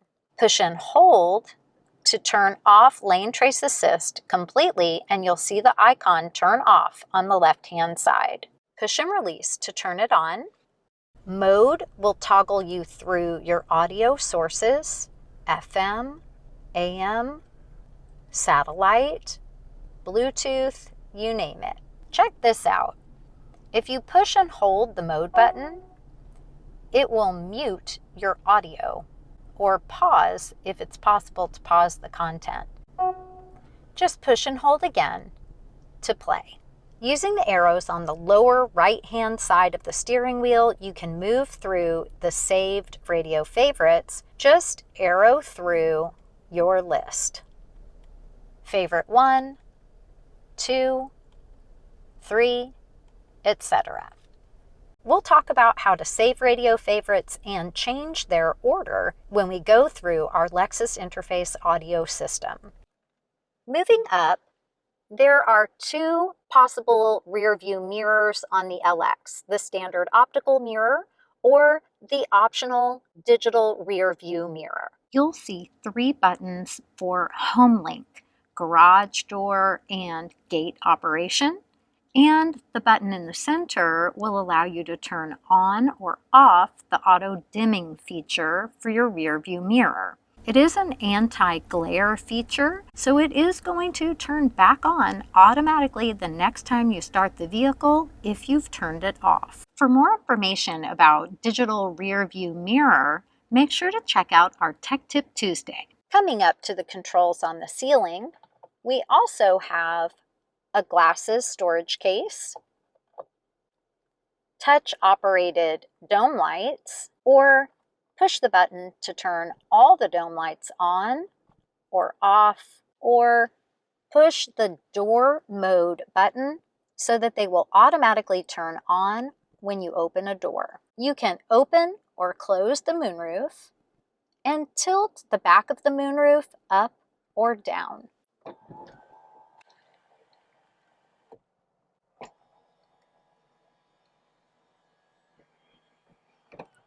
The close button will close the glass. You can manually close the shade. The SOS button is located behind this door. Your Safety Connect system comes with a complimentary trial period with your new vehicle, and that will be set up when we set up our driver profile. If you need roadside or emergency assistance, open the door and push the button to speak to an operator. The LX now has a new feature that is a motion sensor that's built into the alarm system. When you turn the vehicle off and then you turn off the theft sensor, you'll have a message on the dash, theft sensor turned off. And that's the motion sensor attached to the alarm system. Push again, you'll have the message, theft sensor turned on. At the front of the dash near the windshield, you'll see the alarm light. When it's flashing, that means the vehicle is unlocked. When it lights solid, the vehicle is locked. Right nearby, you'll see the sensor for the automatic headlights. That's what lets the vehicle know when it's time to turn the headlights on when you have them in auto mode. It also controls the automatic switching from day mode to night mode for your main display. Now we're ready to dive into Lexus interface. Looking across the top right-hand corner, we see the wireless charger icon, the DCM or system connection icon, the bars of service for our connected phone, the current battery charge level for our connected phone, and our Bluetooth connection, and then of course the clock. Our Lexus interface menu is always on the left side of the screen. The shortcut to your phone's system, like Apple CarPlay or Android Auto, will be at the very top as long as your driver profile is connected, or if you've paired a device as a guest and you've given permission for your phone's system to be used in the vehicle. So if you don't see that, it means that your profile is not connected or your permissions have not been turned on for that connection. The next icon is for Lexus Drive Connect navigation. Then we have the music notes, the shortcut to the audio system. The phone icon will bring you to a placeholder that shortcuts you to your phone's version of the telephone operation or the Lexus version of your phone operation if you aren't using Apple CarPlay or Android Auto. The car icon takes you to vehicle settings operation, and the gear takes you to the full settings menu. There are 3 ways to access voice commands. Since Lexus Interface is a voice-first system, all you have to do is say, "Hey Lexus." You can even say, "Hi Lexus," "Hello Lexus," or "Okay Lexus." You can also use the talk button on the steering wheel, and even a soft button right on screen. Let's take a quick look at each different way of accessing the voice command system. To use the talk button on the left-hand side of the steering wheel for Lexus Interface, you'll push and release the talk button. When you push and release the talk button, it's the same as saying, "Hey Lexus." Push and hold to cancel. Get directions to Starbucks. I found 15 results. Tune to 97.5 FM. Tuning to 97.5 FM.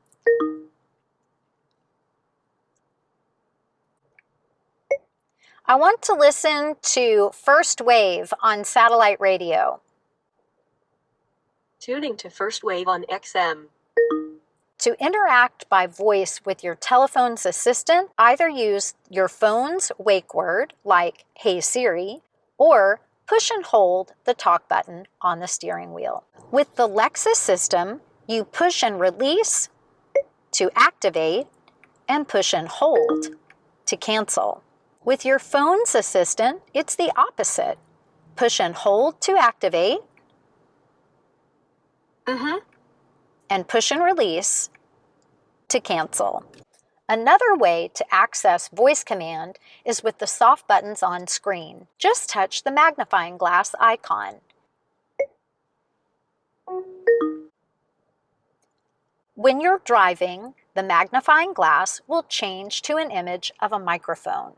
To cancel, either say "cancel" by voice, click the X on the top left corner, or push and hold the talk button on the steering wheel. If you're using Apple CarPlay, touch and hold on the icons on the lower left-hand corner. Cancel. Now let's take a look at Apple CarPlay. When you have a connected device with the permissions turned on for Apple CarPlay, you'll see the shortcut for the Apple CarPlay icon on the very top left corner of your screen. If we click on Apple CarPlay, we have our Apple CarPlay menu on the left side of the screen. You'll have a digital clock on the top left-hand corner. You'll show your bars of connection and battery charge level. You'll have 3 recently used apps. The top app will be about navigation. The next app item is about entertainment. You'll see music, podcasts, or audiobook app shortcuts, depending on what you recently used. The third recently used app category is about communication. In this case, we just sent a text, so our messaging app is showing. You'll see dots along the bottom of the screen. That means you have additional pages of apps. The app order can be customized in your phone settings. On the bottom left-hand corner, you'll have 2 view options available: the home screen or access the Apps menu showing compatible apps from your iPhone. The home screen shortcut icon takes you to the Apple CarPlay home screen. Items on this screen will vary. You'll see a map on the left-hand side, Apple Map as default. You also have additional navigation information on the top right tile. Just click to open, and it will shortcut you to the item you selected. Your music or entertainment information will be on the right-hand side, depending on what audio content you're listening to from your device. And then if you have an upcoming event in your calendar, it will appear on the lower right tile. Hey Siri, put an event on my calendar to pick up dry cleaning at noon today. I scheduled your event for today from 12 p.m. to 1 p.m. The event is called Pick Up Dry Cleaning. When you're on your home screen, you'll see the shortcut to your Apps menu on the bottom left-hand corner of the screen. Just click to open. You can select any app to open that app content. When you receive a text message notification, you can either click on the message notification or ask Siri to read it for you. Hey Siri. Read my last text from Ava. You have recent messages from Ava. Ava said, "Hi Melissa, thank you. I hope you have a great weekend. Would you like to reply?" Yes. Reply, thanks so much. Your reply to Ava says, "Thanks so much." Ready to send it? Yes. Okay, it's sent. Just remember that if Siri reads a message back to you and asks if you're ready to send, you can say change it, you can say add to it, or you can send or cancel. So you can use the touchscreen to interact with your message function. You could read, review, change it, or just send right away if you don't want to hear the whole replay of your message. You can make a phone call in the exact same way. Hey Siri, call Sarah. Did you mean Sarah? Mobile. Yes. Calling Sarah. Mobile. If a contact has multiple types of phone numbers, you can even be more specific. You can ask for them to call that person cell, work, home. The more specific you are, the more efficient it is to place your call or send a message. Hey Siri, get directions to Target in the Woodlands, Texas using Google Maps. Here's what I found. Getting directions to Target using Google Maps. Just touch the item on the screen to open. If you don't designate a navigation app, Apple CarPlay will default to Apple Maps. Here's how that works. Hey Siri, get directions to Target in the Woodlands, Texas. Okay, here's what I found.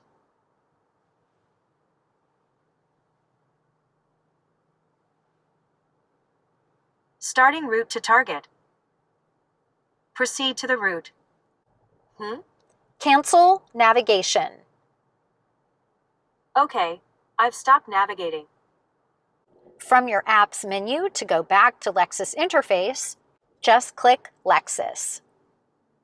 For more details about using Apple CarPlay in your Lexus, make sure to check out our Tech Tip Tuesday series on Apple CarPlay. Now let's take a look at how Android Auto operates in the vehicle. Click on the shortcut icon for Android Auto at the very top of your Lexus interface menu. The Android Auto feature will show all compatible apps from your connected device. If you'd like to scroll to see additional apps, you can use the arrows or swipe on screen. Your home screen button is on the top left corner. If you have a destination already selected on your phone, you'll see it automatically pop up on the right side of the screen. To open a map to the large screen side or full screen if capable, click on Maps. Click the X to end your route or end your navigation by voice command. When you're using the Google Mobile Assistant, make sure to wait for the beep. Okay, Google. You can wake your Google Assistant in 3 different ways. either push and hold with the voice command button on the steering wheel, and click the voice command button on the steering wheel to cancel, or push and hold the microphone button on screen, the lower left-hand corner.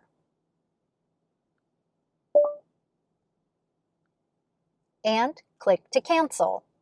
Or just use the wake phrase and wait for the beeps. Okay, Google. How's the weather today? Today in spring, there will be thunderstorms with a forecasted high of 68 and a low of 64. Currently it's 67 degrees and cloudy. Okay, Google.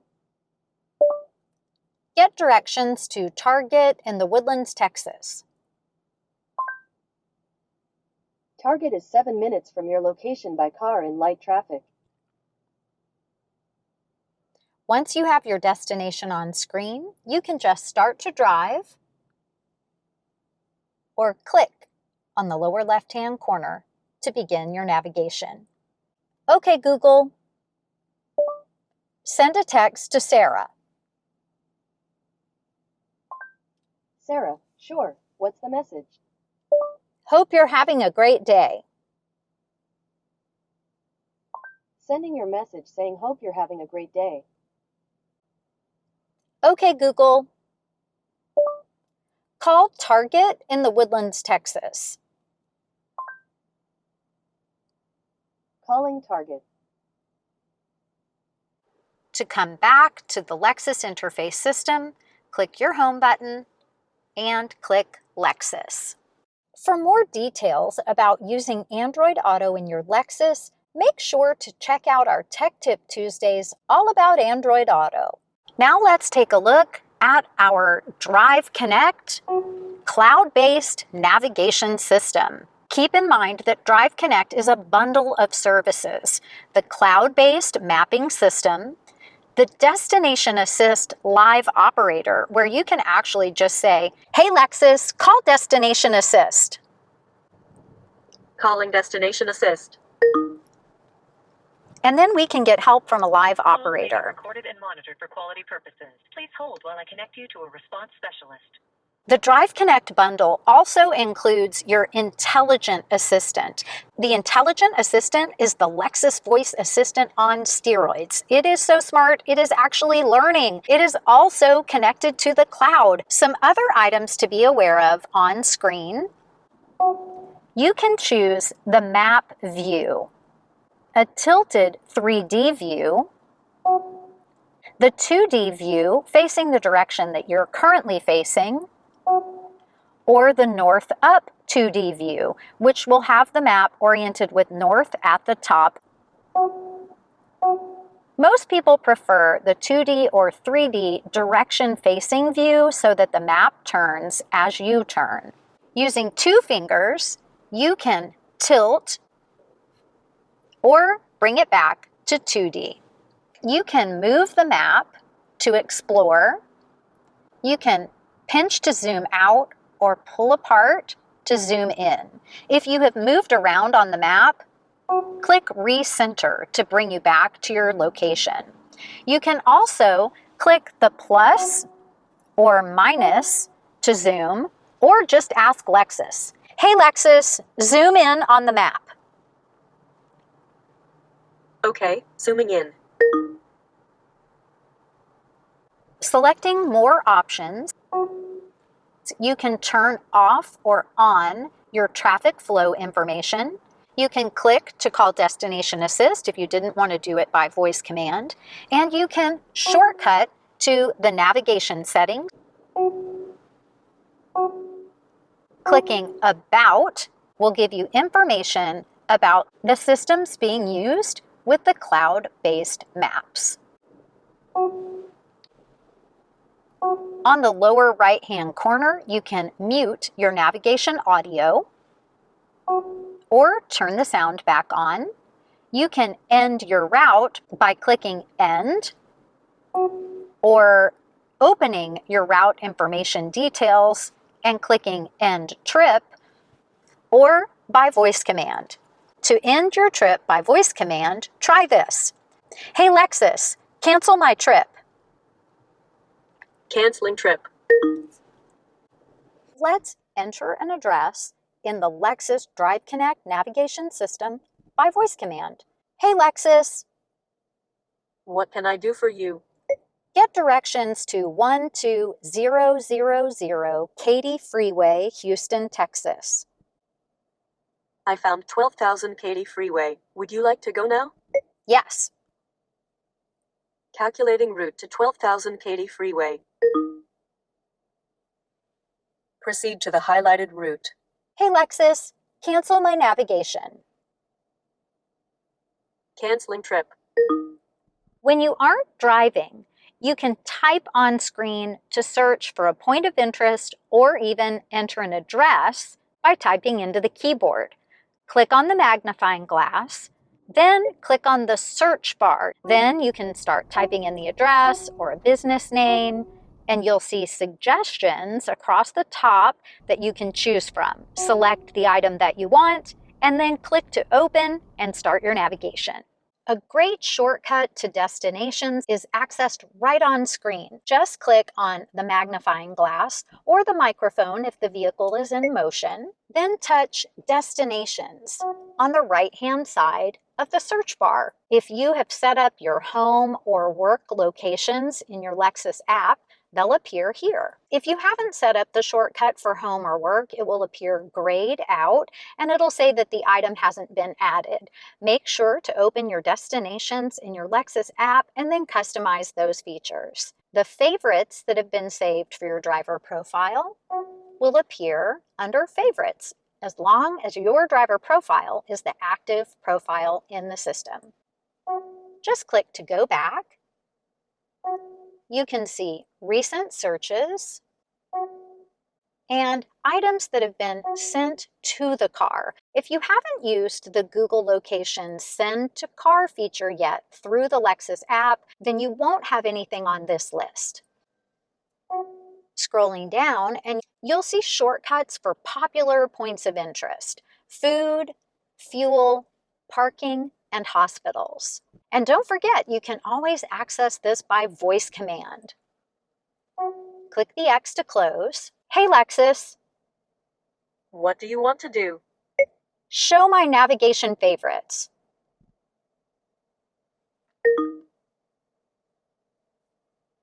Awesome. Hey Lexus, go home.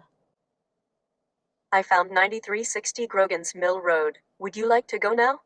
Yes. Calculating route to 9360 Grogan's Mill Road. Proceed to the highlighted route. Hey Lexus, cancel navigation. Canceling trip. This is what happens if you haven't set up your home or work address in your Lexus app.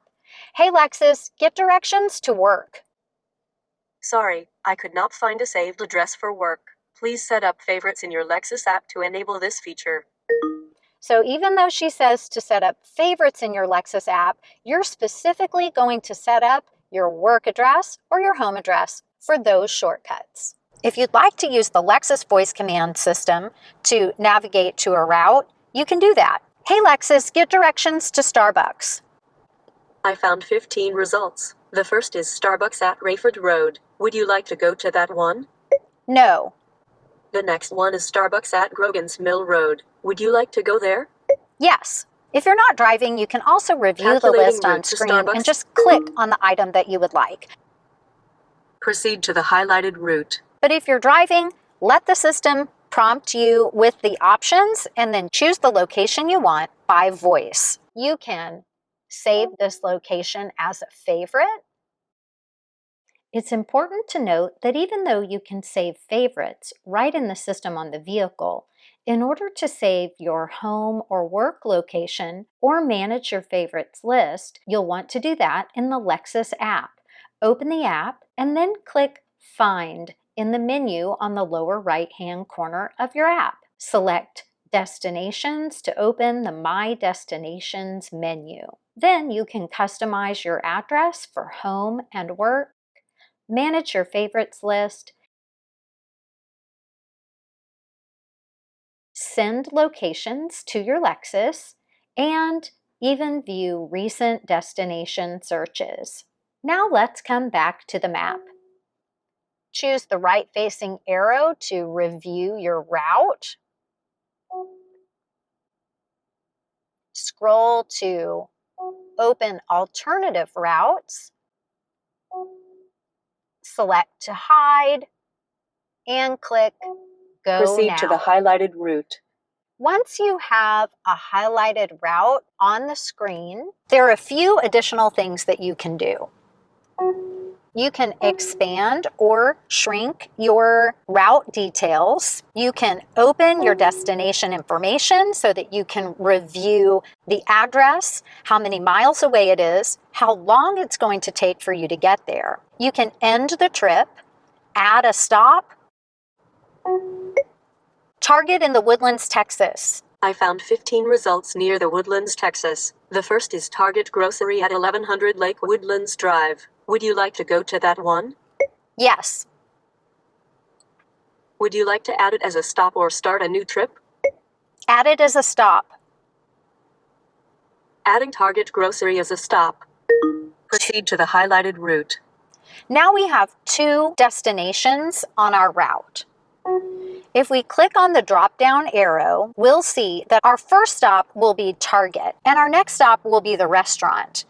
If we'd like to edit our stops, we click Edit. You can grab the handlebars and move your stops to the order that you prefer. So if you would like to go to eat before you go grocery shopping, which is generally a good idea, go ahead and switch the order of your destinations. Proceed to the highlighted route. Click Save, and then she will take care of the rest. Sharing an ETA requires that your phone is connecting through Bluetooth rather than being used for an Apple CarPlay or Android Auto connection. So if you click Share and you see this message, no device connected, that's all that means. So you would switch your connection from Apple CarPlay or Android Auto to Bluetooth in order to share your ETA. If you're using the Lexus Maps. If you're using your maps from Apple CarPlay or Android Auto, those navigation apps have their own way to share an ETA to a destination with contacts in your phone book. Just click OK to clear that message. If you'd like to share your ETA, click Share ETA and then choose the contact that you would like to share with. And then you'll confirm what you're sharing. Okay, and now Ava will receive that message. Expand our trip information. Even though you can end your trip on screen, my favorite way, of course, is by voice command. Hey Lexus, cancel route. Canceling trip. Nice and easy. If you receive a low fuel notification on screen, you can click on the message to view a list of nearby gas stations. Select the one that you prefer, and your navigation system will route you there. Let's take a look at our audio system. When the system is turned off, you'll see the message Audio Off in the top left corner and Enable Audio in the center of the display. That means you can just press Enable Audio or press the power and volume dial to turn the system on. The new Lexus interface system uses favorites rather than radio presets. You can save 20 radio favorites. There's not a tuner dial to select stations on this new version of the audio system. You can direct tune, however. Click Tune in the audio menu, select AM, satellite, or FM, and then type in your station and click Tune to Station. Then the station will begin to play. If you know the numbers of your radio station, you can either type them in or you can give them by voice command. Hey Lexus, tune to the bridge on satellite radio. Tuning to the bridge on XM. Then, once you see that your station is playing, you can click on the long card on the bottom and open the station full screen. So you can either use the wake words, Hey Lexus, or push and release the talk button on the steering wheel. Tune to 97.5 FM. Tuning to 97.5 FM. If you're not sure of the numbers of a station or the name of a satellite radio channel, you can come to your different radio types. FM radio, for example. You can see recently played station cards, or you can see all available stations depending on the area where you're located.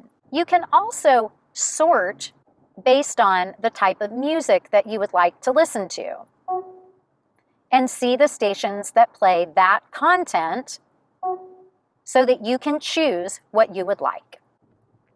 Pushing go back, you'll see that the AM radio selections are set up in the same way, with recently played at the top, and then all available station cards are on the right, or sort by type. And then look for the station that you prefer.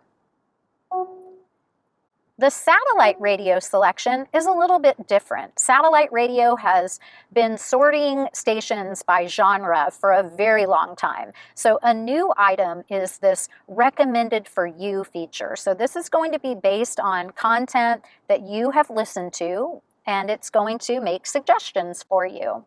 Or you can sort content by type, choosing from music and then pick a genre, or sports and focus in on a particular sport or college so that you can customize your content. Or you can view the channel cards for all available satellite radio stations. You can also review your listening history. Clicking radio to go back. One of the most important things for SiriusXM is to know how to locate the radio ID. The easiest way is to be on the radio screen, then click Tune, choose SiriusXM as your audio source for tuning, and just click the number 0. Your radio ID will appear on screen here. The only time that this method of locating the radio ID isn't accessible is if you are actively on a phone call through the vehicle. If you're on a phone call, you can still find your radio ID. Make sure to go through settings. I'll show you how to do that shortly. Then you'll have the customer care phone number for SiriusXM right at the top and your radio ID just below. On satellite radio, you can choose to learn about related content and receive suggestions for other stations that you might like. And you can request to be notified if this artist or if this song is playing on another station. Check the box and then click OK to save.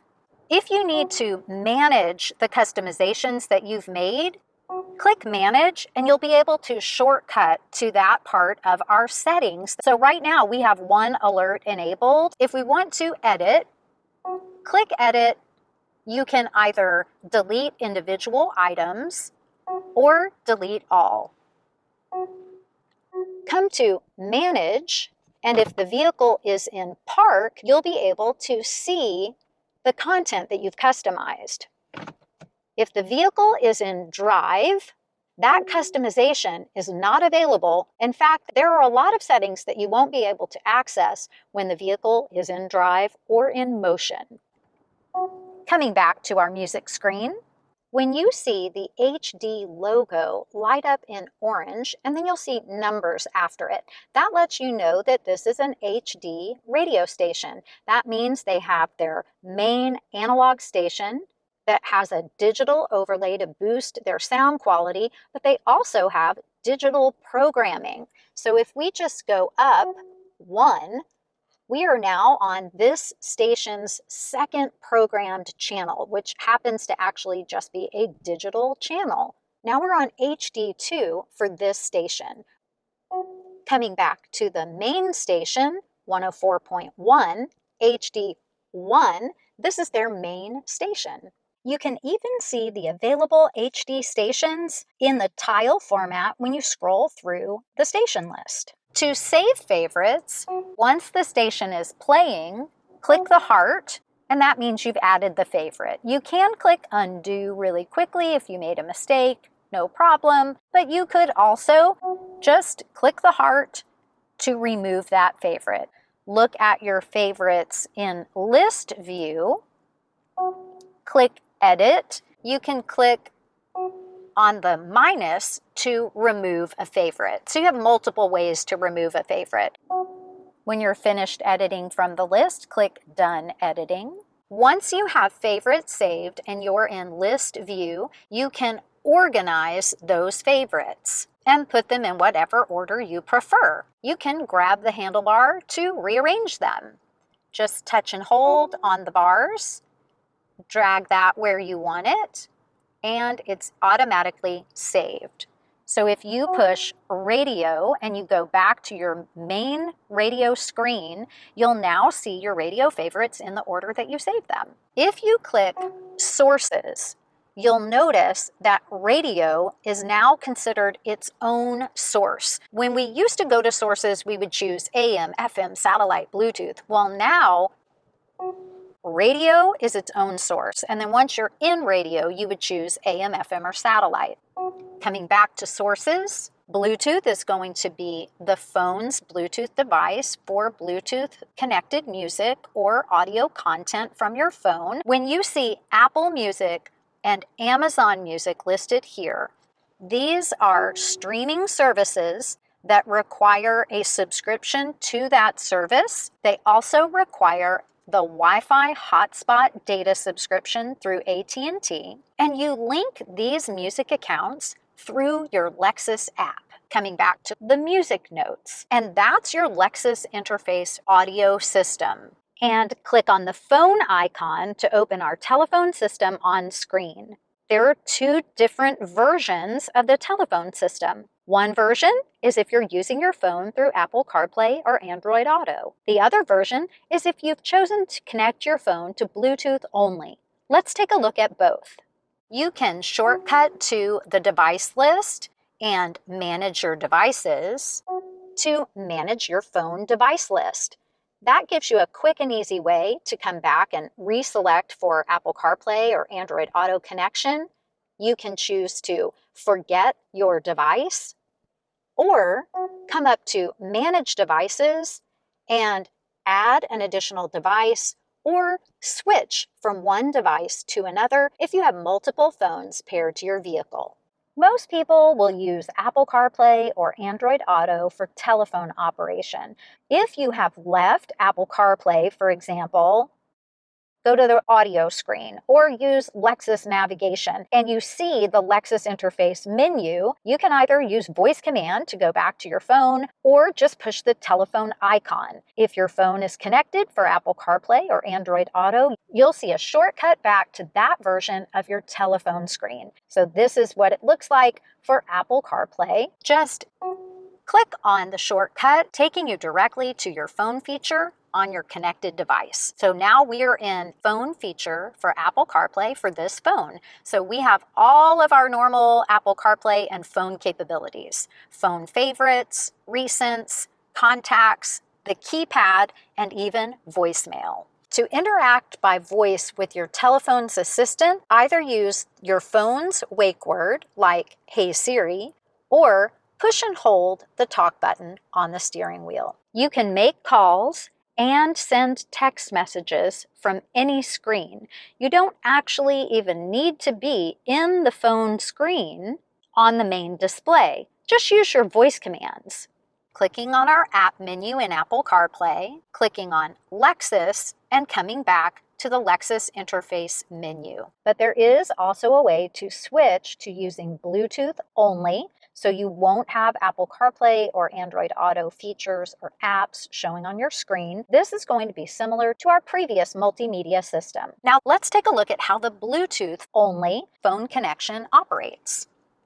That means we're going to come to Settings, Bluetooth and Devices, select our connected phone, and we're going to turn off Apple CarPlay and turn on Bluetooth, phone and audio media. Now click Connect. And the Bluetooth selection will be complete. Choose our phone icon, and now we see our Bluetooth-only phone operation menu. Favorites, contacts, recent calls, the keypad, and text messages for the Bluetooth connection. Now, of course, my favorite way to interact with the phone, whether it's through Bluetooth or Apple CarPlay or Android Auto, is going to be by voice command. So let's do a Bluetooth voice command phone call. Hey Lexus, call Ava. Which of Ava's numbers do you want to call? Mobile. Calling Ava on mobile. To send a text through the Bluetooth system, just ask Lexus. Hey Lexus, send a text to Ava. Which number do you want to message? Mobile. Please dictate your message. I hope you're having a great day. Your message says, I hope you're having a great day. Would you like to send this? Yes. So we could shortcut and click send, or we could also click cancel. When this screen is active, you could click send message if you wanted to send another message. What do you want your message to say? I had a drop-down notification that we've received a text from Ava. Let's try something. Hey Lexus, read my last text from Ava. Hello, it's a beautiful day. Hope you're having a great one. Would you like to reply? Yes. What do you want your message to say? Thanks so much. You too. I just shared my ETA with you for my trip to Target. Period. So cool. Your message says, thanks so much, you too. I just shared my ETA with you for my trip to Target. Would you like to send this? Yes. So she didn't quite get all of my message. That's just an example of how you can text with Bluetooth in this system, and it's much better than what we've ever had before. But if you do a lot of texting by voice, I'm really going to encourage you to use Apple CarPlay or Android Auto because it's a much more robust texting system. And click on the vehicle icon in the menu for our vehicle features. Trip information will show current trip details and historic trip details. You can clear the data or request to update. The current view is the default view. Coming back to vehicle and looking at vehicle alerts. This is a brand new vehicle, so there aren't any vehicle alerts at this time, but if there are vehicle alerts that you've received notifications about, you can review them here. On some packages, you are also able to operate the power seats from the front main screen. Seat controls, arrangement, and then just touch the seat that you would like to adjust. And click on the gear at the bottom of the Lexus interface menu bar, and let's explore our settings on the new system. On our primary settings screen on the top left, you'll see the current driver. You can refresh the detected profiles by clicking refresh. You can add additional driver profiles by clicking manual setup and following the prompts to add an additional driver. You may have 3 driver profiles paired to the vehicle. You can also sign out to guest mode if you would prefer to not have your driver profile active.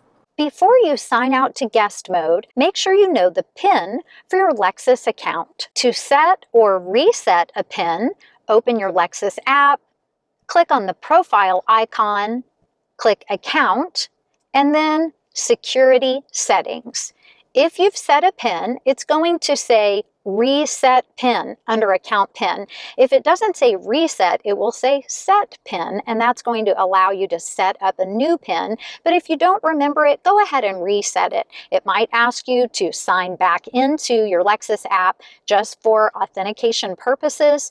You're going to choose a 6-digit PIN, and that's going to allow you to sign back in to your Lexus driver's profile. So if we take a look Under our driver profile, we have Apple CarPlay showing right at the top. And if we come to navigation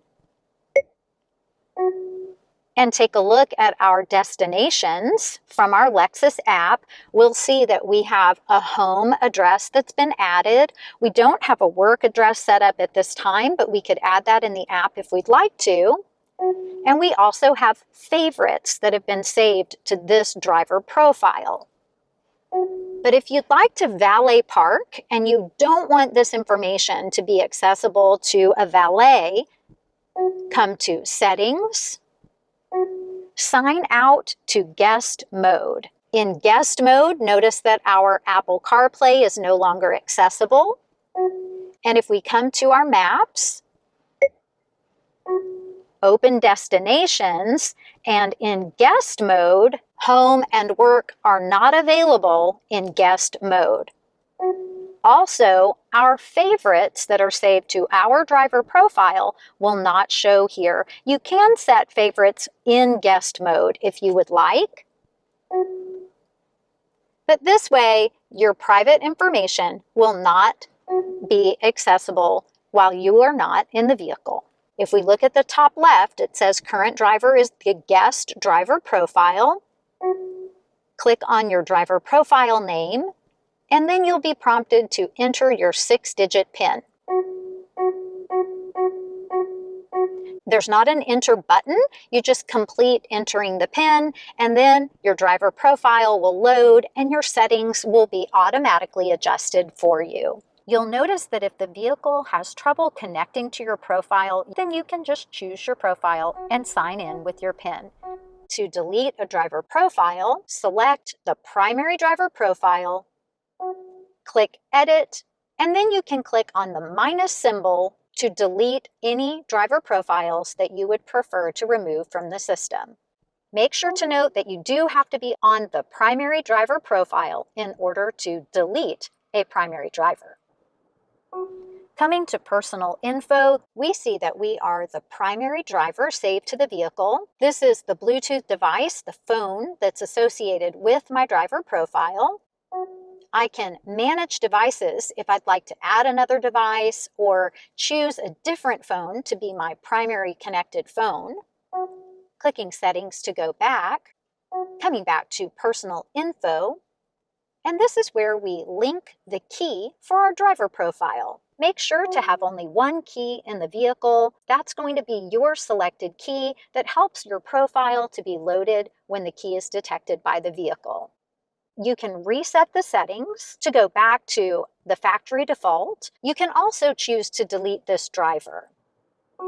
Coming to Bluetooth and devices, this is where you can add additional devices to the vehicle for Bluetooth or Apple CarPlay and Android Auto. You can also select a device and choose how you want that device to be actively connected, using the phone or media through Bluetooth or Android Auto or Apple CarPlay, depending on that particular device. This is also where you would click Forget to forget a device when you get a new phone and you connect your new phone to the system. Pushing Settings in the top left to go back. General, Accessibility, you can leave on or turn off the screen beep. You can also customize the sensitivity to the screen. As a tip, it lets you know that the higher value is more sensitive and has smoother operation if you are wearing gloves. So 3, 2, or 1, 2 is the default. And without the screen beep, you have silent operation.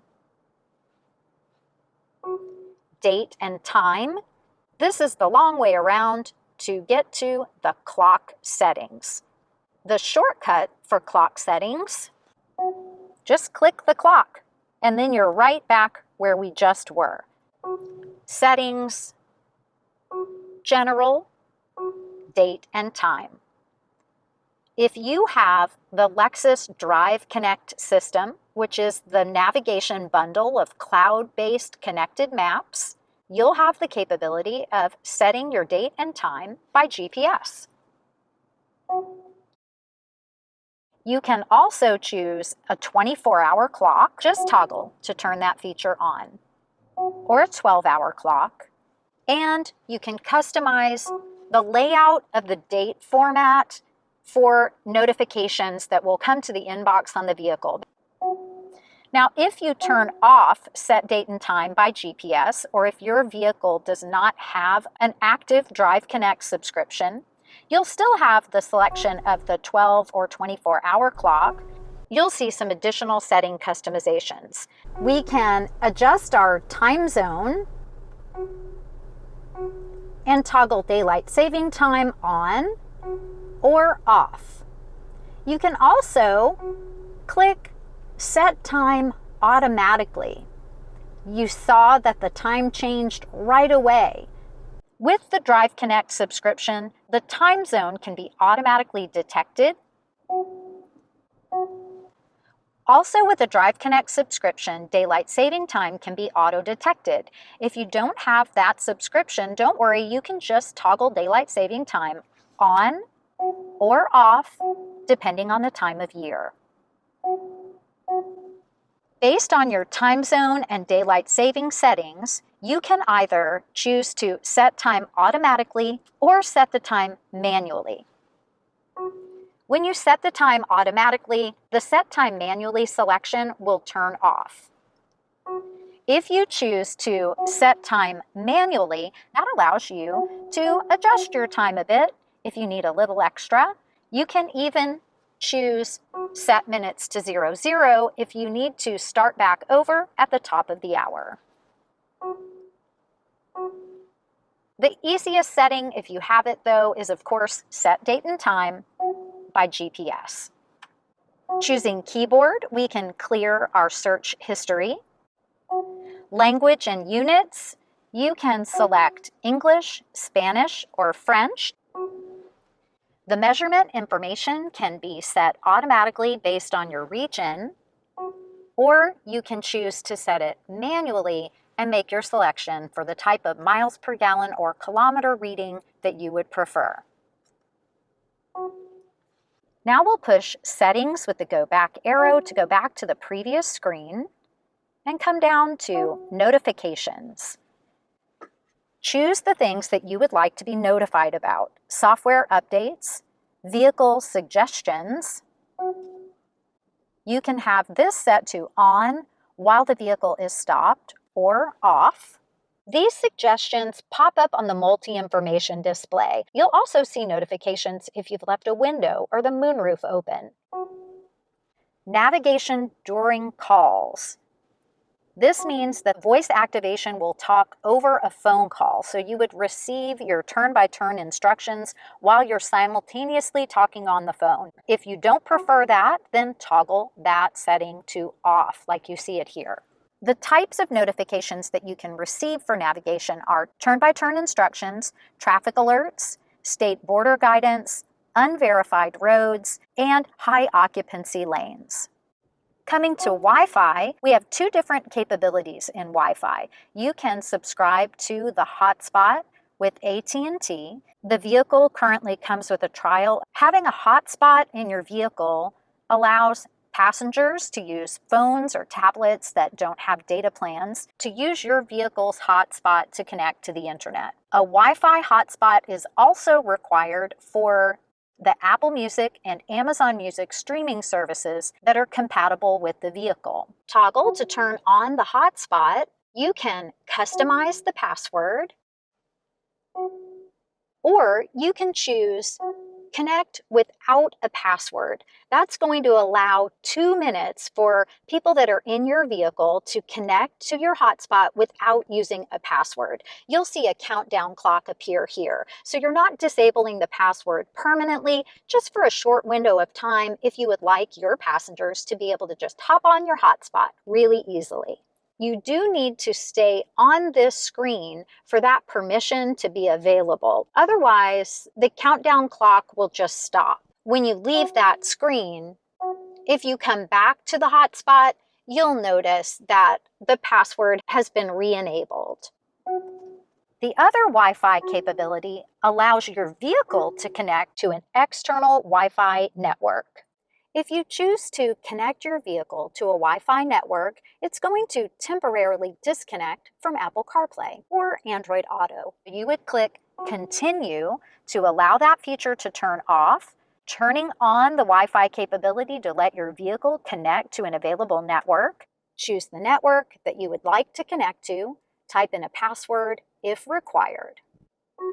When you turn Wi-Fi off, notice that it's not going to automatically reconnect you for CarPlay or Android Auto. Just come back to Settings, Bluetooth and Devices, select your phone, and choose Connect. And it's going to reconnect you for Apple CarPlay or Android Auto after you've exited that connection mode for a Wi-Fi network. Keep in mind that this Wi-Fi connection is really only required for large over-the-air updates, and your vehicle will prompt you when you need that. Clicking to go back, coming to Display. You can turn the display off, and when you do, you will see that you may have fingerprints on your display.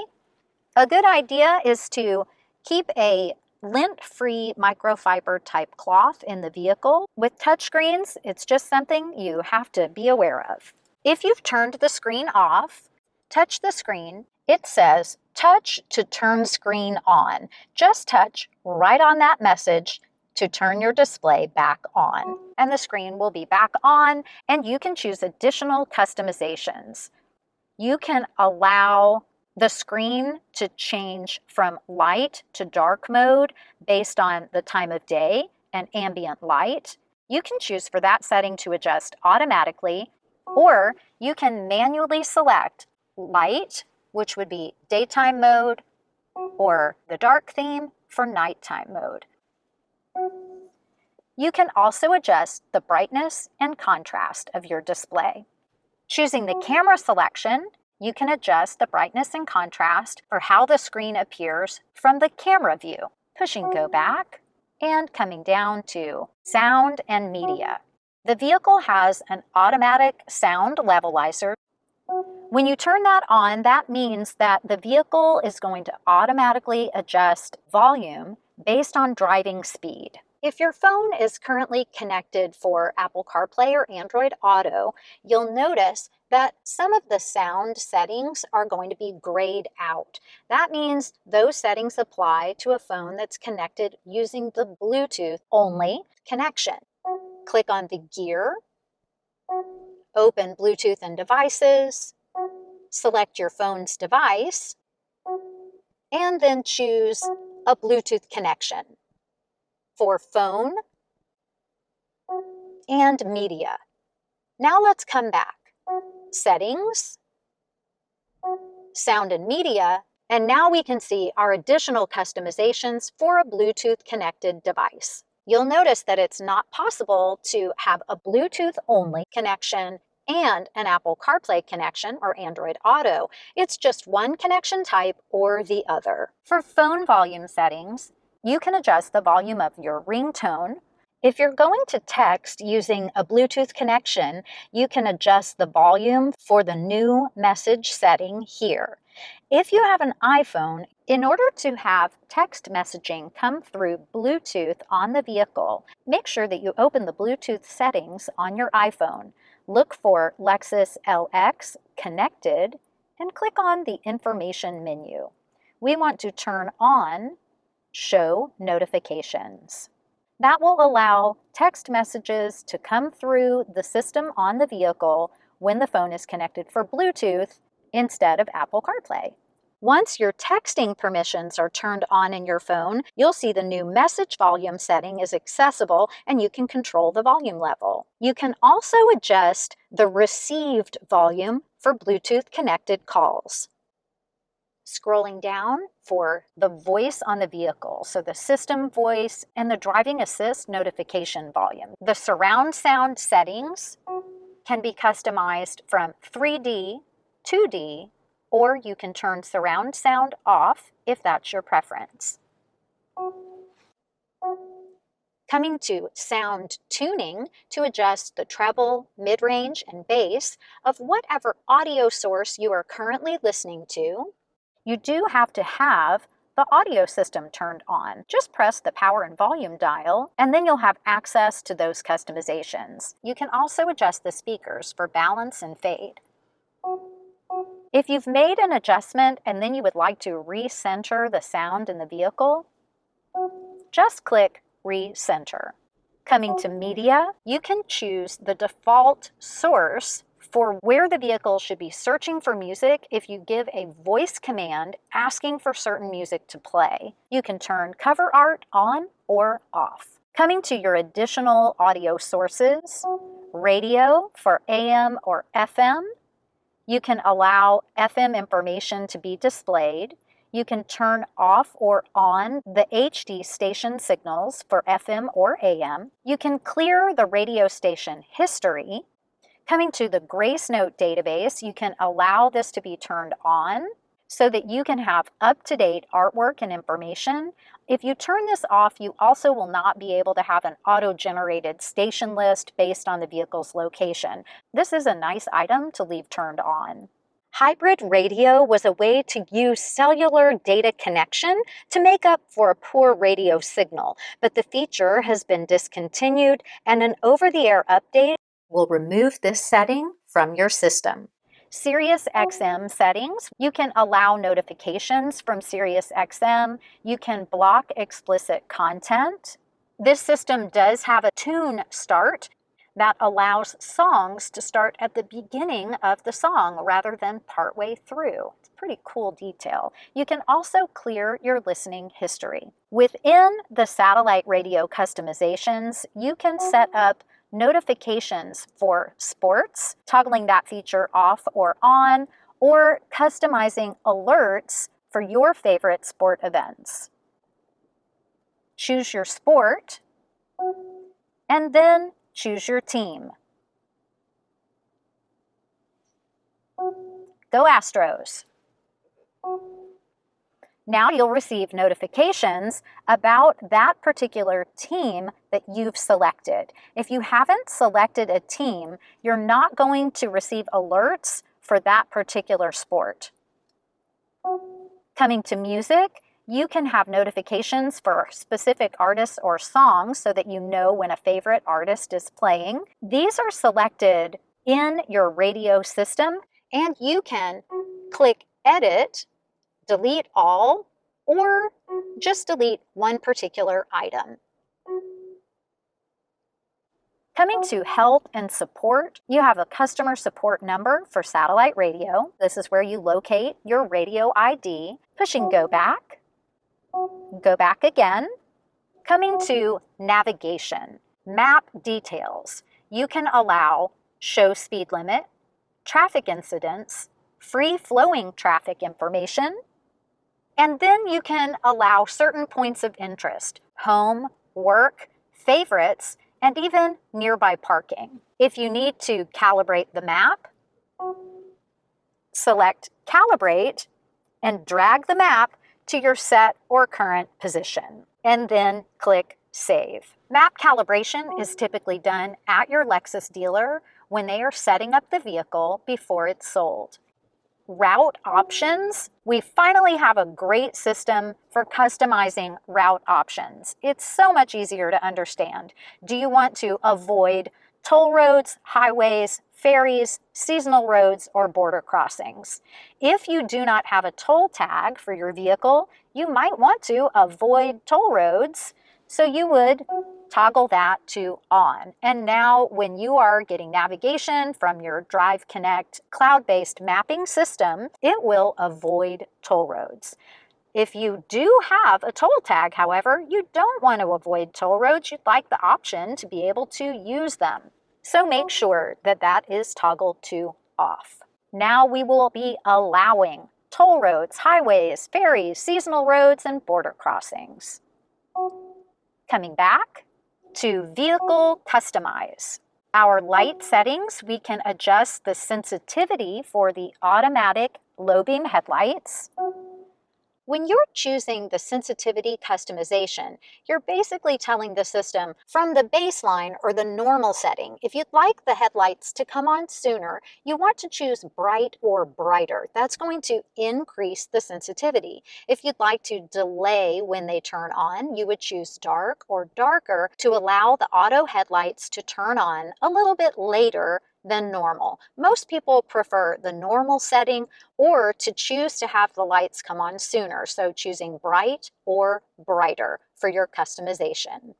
Just click OK to clear. The auto off timer. So after you have parked the vehicle and locked the vehicle, the headlights can stay on for an additional 30, 60, or 90 seconds. Or you can select to turn that off, and when you lock the vehicle, the headlights will turn off automatically. But sometimes it's nice to have a little additional light as you're making your way to your destination. Allowing daytime running lights to be on or selecting to turn them off. Exterior lighting.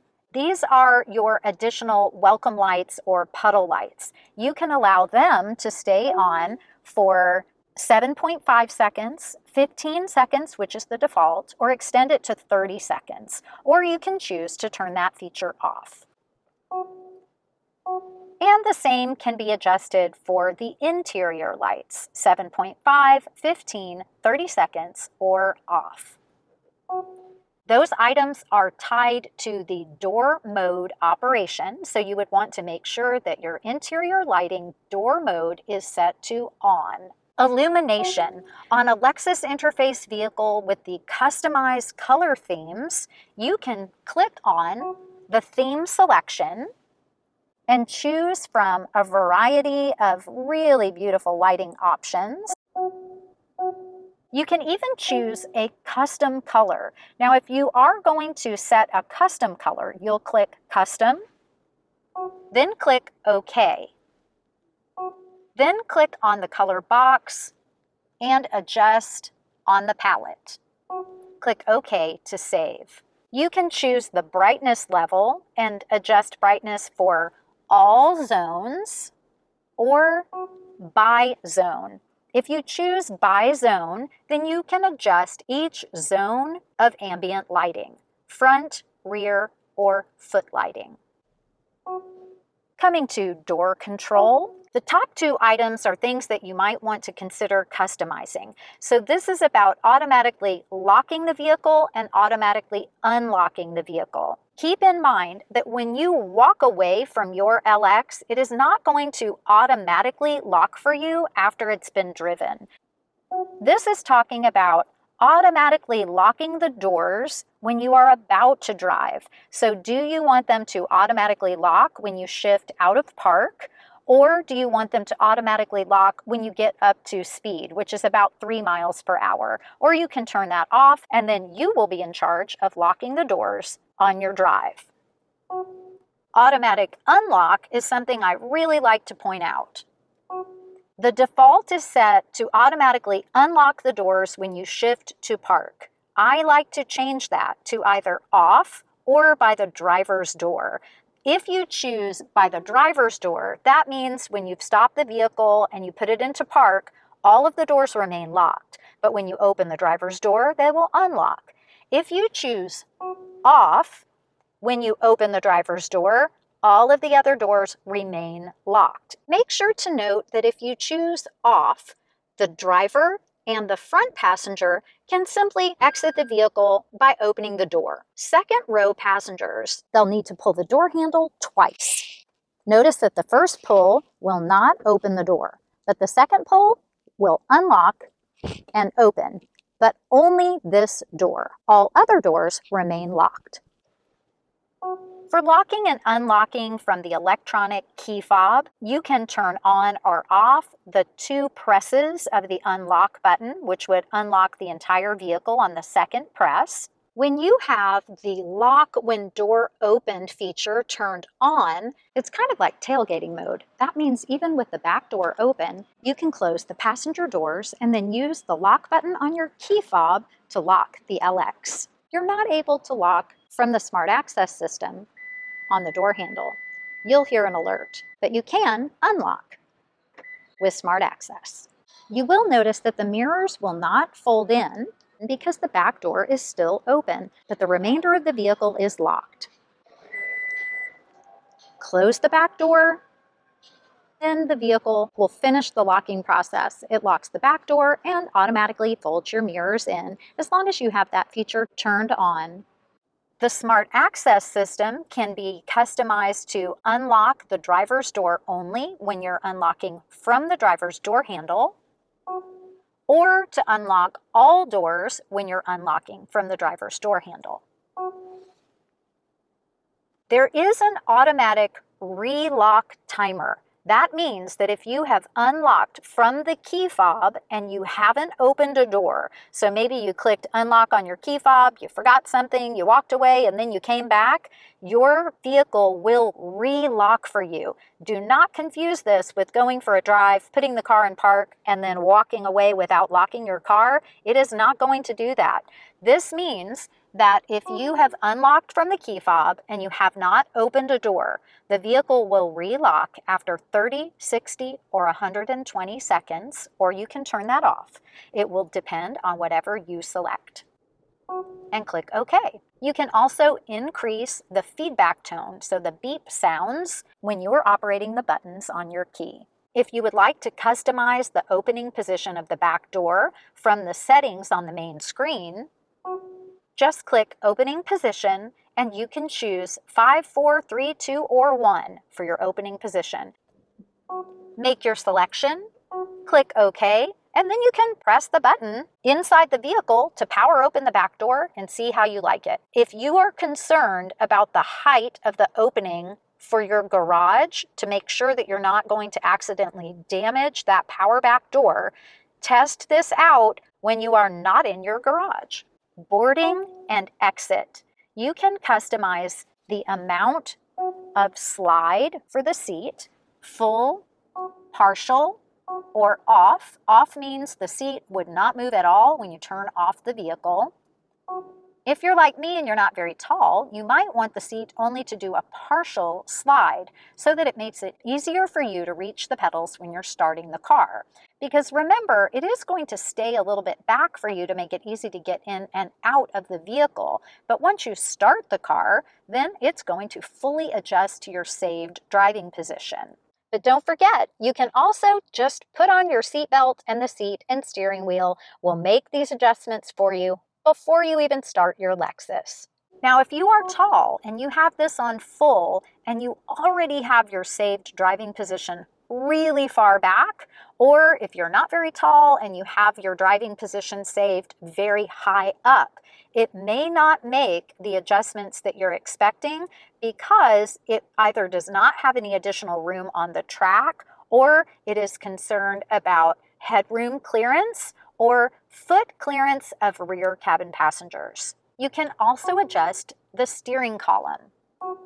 When you turn the vehicle off, would you like it to tilt away, to telescope in, or the tilt and telescopic mode, which is actually my favorite. That is where it tucks up and away when you turn off the vehicle. You can also turn that setting to off if you prefer. Custom drive mode. The custom drive mode is selected like any other drive mode. Just turn the dial and choose custom. The difference is that we can customize the powertrain, suspension feel, steering feel, and how the air conditioning system operates and save those settings to our custom drive mode. We'll also review the drive mode selector when we go over the lower utility screen and the lower center console features. For climate, we can adjust the auto seat temperature. So the heat and fan, remember the first time you press those buttons, it's going to the auto mode. So you can choose for the front left, front right, rear left, and rear right settings for the level you want the auto mode to activate. 0 is the default. You can increase by 1 or 2 or decrease by 1 or 2. You can adjust the steering wheel temperature time, so how long it is going to be in operation. 0 is the default. plus 1 or 2, or minus 1 or 2. So increasing by 1 or 2 levels, or decreasing by 1 or 2 levels. The automatic climate settings for AC compressor mode with auto. Here in Houston, we're going to leave that on. We want that AC compressor on basically all the time. But depending on where you live, you may be able to turn that off. The smog sensitivity level, the default is that 0 level. It does not mean there is no smog sensitivity. It just means that's the standard level of sensitivity for the smog sensor. You can increase its sensitivity 1, 2, or 3 levels, or decrease its sensitivity if you live in an area that does not have a lot of potential traffic pollution. Pushing go back. Coming to voice and search. The wake word is turned on for the vehicle with Hey Lexus. If you turn off the wake word, then you would need to use the voice command button or the soft button on your main screen to activate voice commands. You can allow the voice prompts to stay on, or you can turn them off if you would rather hear beeps instead of voice prompts. Coming to dealer info, this should be customized by your dealer, but if you would like to make changes, you can. You can edit or delete. Info and security, this will show the vehicle name. You can nickname or rename your vehicle here. This is also the name that's going to show up in a list of Bluetooth or Apple CarPlay devices when you're pairing your phone to the system. But make sure to note that the vehicle nickname in the Lexus app settings does not currently sync with the vehicle name that you see on screen. So if you're going to nickname your vehicle, you'll want to do that in the app and in the vehicle. You can turn on the privacy lock. When you enable the privacy lock, it's going to require a password to be entered into the head unit if it becomes disconnected from power. We're not talking about just turning the vehicle off. This means if for some reason the battery has been disconnected from the vehicle, then this code will be required to access your information on the main display.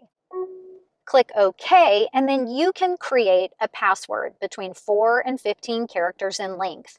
You'll enter the password to lock, and then you would enter the password to unlock. Just keep in mind that this is not a valet mode. If you turn the vehicle off, it's not going to request this password. For valet mode, come to Settings and choose Sign Out to Guest Mode, and then the vehicle will require your PIN to sign back in to your driver profile with your personal and customized settings.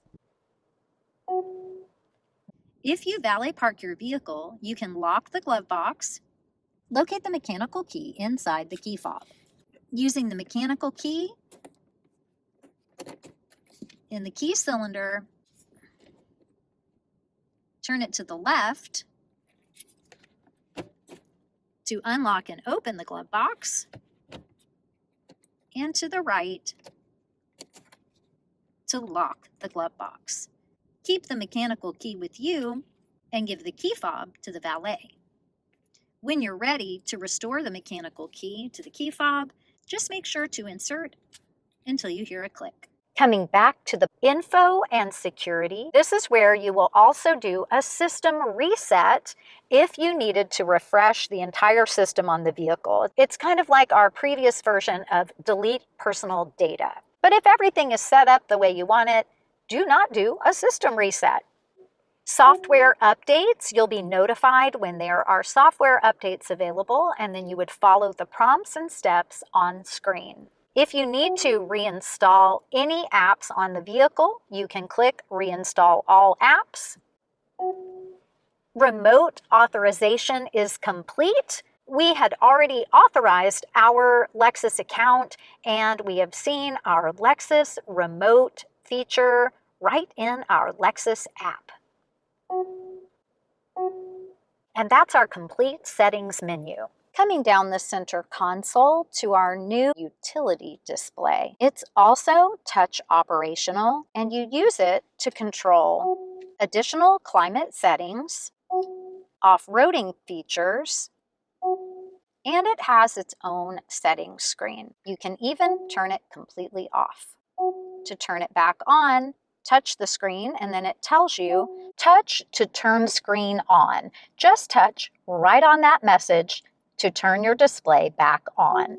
You can adjust the contrast and brightness for this screen, customize additional settings. The automatic screen change, you can turn that off, allowing that screen to stay open, or you can customize that automatic screen change time from 20 seconds, which is the default, to 1 or 5 minutes. This means if I'm in the settings screen and I don't take any action for 20 seconds, it's going to revert back to a main screen. The SW sensitivity level, this just stands for the screen operation sensitivity level. 1 is the lowest sensitivity and 3 is the highest. Software information is listed here. Pushing go back.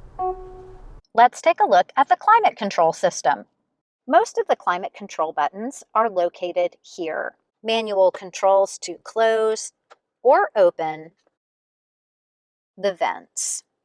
When you're on the front climate control screen on your utility display, you'll have driver temperature selection, warmer or cooler, and passenger temperature selection, warmer or cooler. Notice that when you operate the passenger temperature, you turn off sync mode. When you turn sync mode on, it's going to sync to one temperature throughout the entire vehicle. When you're on the rear climate screen, the temperature selectors operate rear climate. Right side passenger, left side passenger. We have auto for fan speed, turn the fan off, or control the fan speed manually on the front screen. Slide or tap, more fan, less fan. You can also control the driver's airflow mode independently from the passenger airflow mode.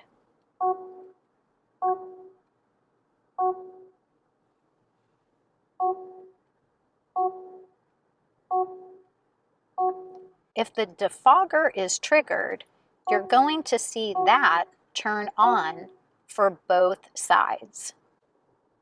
Otherwise, with sync turned off, you can have different airflow front and rear.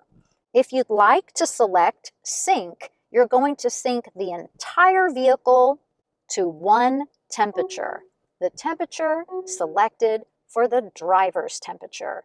And notice our airflow mode also syncs up. And even our fan speed. Front defrost or defogger, it's going to take over certain controls in order to use that front defrost or defogger. Rear window and side view mirror defrost or defogger. Recirculating air or outside air, or let the LX choose based on the vehicle speed and the smog sensor located on the vehicle. Windshield wiper de-icer, on or off, and climate concierge, putting everything in auto mode based on the temperature that you've selected and the outside temperature. That means it's going to adjust fan speed, airflow mode, the heated and ventilated seats, and even the heated steering wheel to more accurately maintain your selected cabin temperature. If you'd like to turn Climate Concierge off, it's kind of like auto. Once you turn it on, you don't push the button again to turn it off. You take over by adjusting the fan speed, airflow mode, and taking over selection for heated and ventilated seats, heated steering wheel, and even the controls for the passenger side, if that's been selected. I know it sounds like a lot of things to have to turn off, but what that lets you know is that you can have a much more highly customized setup, allowing some things to operate automatically and others to operate manually. A lot of people like to turn on Climate Concierge and allow everything to remain in auto mode except the fan speed. It's completely up to you. Notice that we aren't able to turn on or adjust our seat climate or steering climate from the utility screen. Remember our tip, if it has an outline around it, then you can control it. It's clickable on screen. But without an outline, it's not clickable. So we just need to come down and use our buttons to operate our seat and steering climate on the lower center console. There are 3 levels of heat and fan and an auto mode. The first press of either the fan or the heat will turn on auto mode. Just press again to take over. High, medium, and low. Press one more time to turn that off. The fan works in the same way. First press, auto. Second press, high, medium, low, off. Same thing on the passenger side. Steering wheel heat has an auto mode as well, and 2 levels of heat. Just press until you have the setting the way you'd like it. Additional climate control operation happens on the utility screen. AC compressor on, off, or auto. Coming to options, we can allow the air conditioning compressor to operate in an eco heat and cool mode. That will depend on the type of climate that you live in. You may or may not want to allow that, completely up to you. S-Flow is like a smart flow. If you turn S-Flow on, airflow is focused primarily on the driver or driver in front passenger. That means the vehicle is trying to determine whether or not you have additional passengers in the vehicle. If you would like airflow throughout the entire cabin, make sure that S-Flow is turned off. Otherwise, the system will cancel airflow to unoccupied passenger seats. After a few seconds, that screen will clear. Notice that when you are on the 4-wheel drive utility screen, you still have your primary controls for climate control along the bottom of the screen. So it's always very easily accessed. And your hazard lights are right in the middle for easy access in an emergency. Let's take a look at our other off-roading and 4-wheel drive capabilities. Any item that has a highlight around it is clickable. So you'll notice the brake and accelerator readout is not clickable, but the G-force monitor is. If you click on it, it gives you an option to clear the monitor records. You can also select the word clear to get the same option. Just press go back or let the message fade out. You can turn off or on the easy access mode. That's what lowers the vehicle when you turn the vehicle off, making it easier to get in and out of the LX. If you open a door during that movement, it is going to stop, and then when you close the doors, it will finish the adjustment. You'll see the easy access icon on the dash. You can turn off the adaptive height control.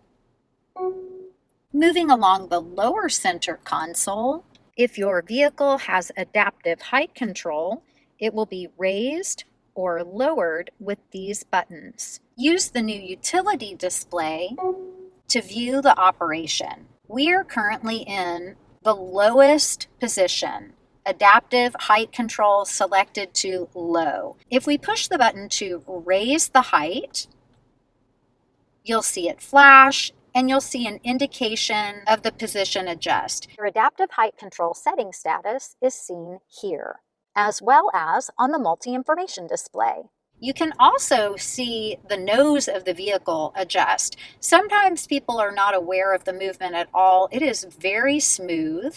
If you're outside the vehicle, it's a little more obvious, especially in the high modes. High 1 and high 2, giving you the most possible ground clearance.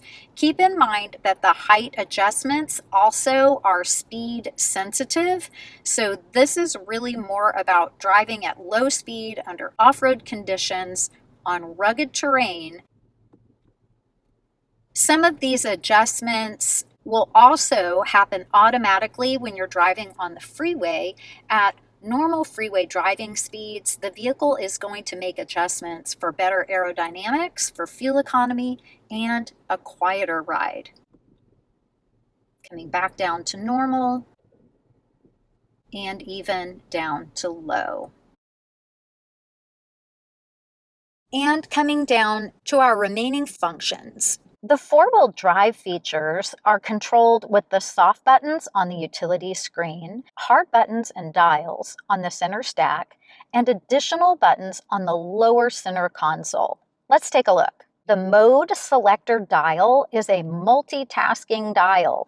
It operates whichever one of these items is actively selected and turned on. Multi-terrain select, drive mode, or downhill assist control, or crawl control. Under most normal driving conditions, you'll be in high 4 with the drive mode feature turned on. Notice the light for drive mode. We're going to use our mode selector dial. We can choose Eco, Comfort, Normal, Sport S, Sport S Plus, or Custom. You'll see instrument panel graphics changes with each mode and the name of the mode at the top of the dial. You'll also receive a pop-up on your main screen. The drive mode selector will change the throttle response and the adaptive variable suspension where required. So the sport modes, especially Sport S Plus, will engage the suspension system and drive feel in a more sporty, aggressive way. And when you press on the accelerator, it's a more direct throttle response. If you come back to normal, comfort, or eco, it's going to change the throttle response. And for comfort and normal, it's going to change the drive feel. To set custom drive modes, you'll use settings on the main screen, allowing you to customize the powertrain, power, normal, or eco, the suspension from sport, normal, or comfort, the steering feel from sport to normal, and even the air conditioning system, eco or normal. Once you've made your selections, they'll be saved to the custom mode, drive mode setting. You can also use multi-terrain select in high 4. And you'll notice the system automatically making some adjustments for you. So it brought us up to high 1. Now we can use our mode selector dial to choose from auto, dirt, sand, mud, and deep snow. And you'll see the graphics change on your utility screen and your multi-information display. To put the LX in low 4 for more extreme off-roading conditions, apply the brake, shift into neutral, then press the bezel in and turn to the left. If you try to change the mode from high 4 to low 4 or back again, and you're not in neutral, listen to what happens. It gives you an alert. Make sure to apply the brake, shift into neutral, and then you can access low 4. Now it's not beeping and yelling at us. We have 4 low turned on. It will automatically turn off traction control and the pre-collision system. It will also give you an indication that those items are off, and it's going to make ride height adjustments based on your selections. So we've automatically adjusted to the highest adaptive height control setting. If you have chosen to be in low 4, you will not be able to choose the drive mode selector because you are going to be driving at lower speeds using the multi-terrain select feature. Also in low 4, you can turn on crawl control. Apply the brake, shift into drive, press the downhill assist crawl control button, and then use the mode selector to adjust your speed in crawl control. With different settings all the way up from low to high. Basically 1, 2, 3, 4, or 5 miles per hour. Crawl control will assist the vehicle with traction moving up and down. When you press the button to turn on crawl control, it will deactivate the multi-terrain select feature. So this is multi-purpose. When you're using multi-terrain select, you select with this dial. When you're using crawl control, you select your speed with this dial.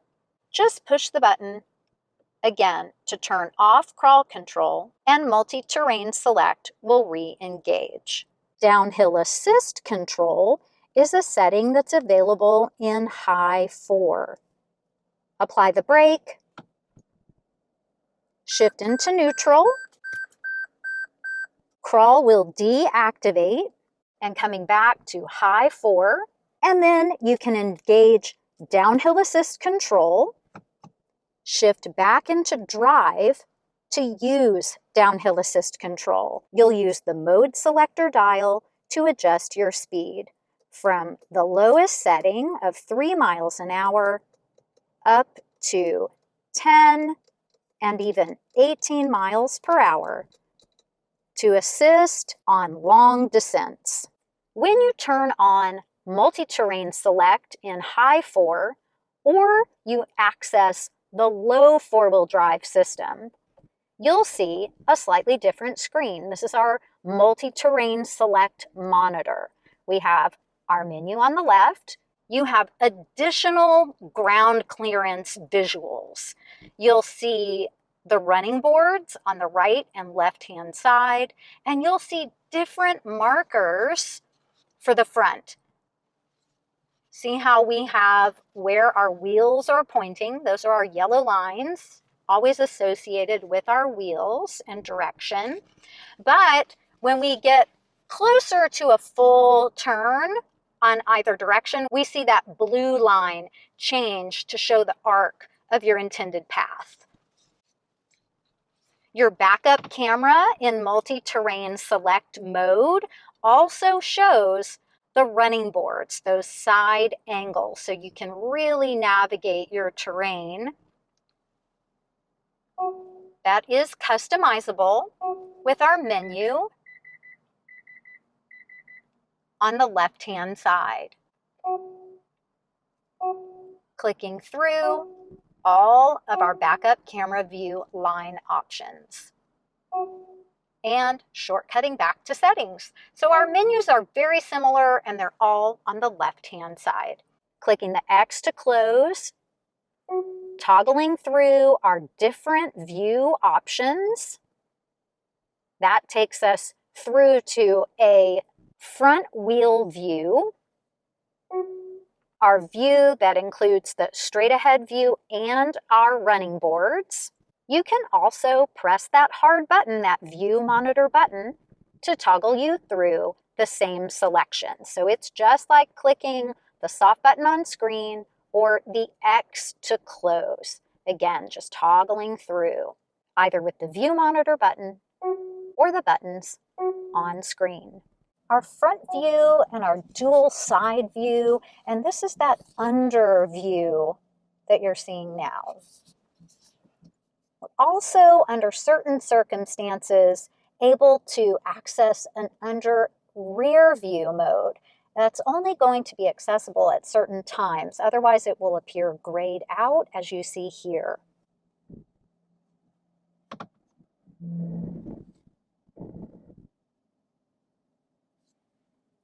When you're in motion, you're able to select the under rear view. Then just press go back. Once it's been accessed, then you'll be able to continue to click on it.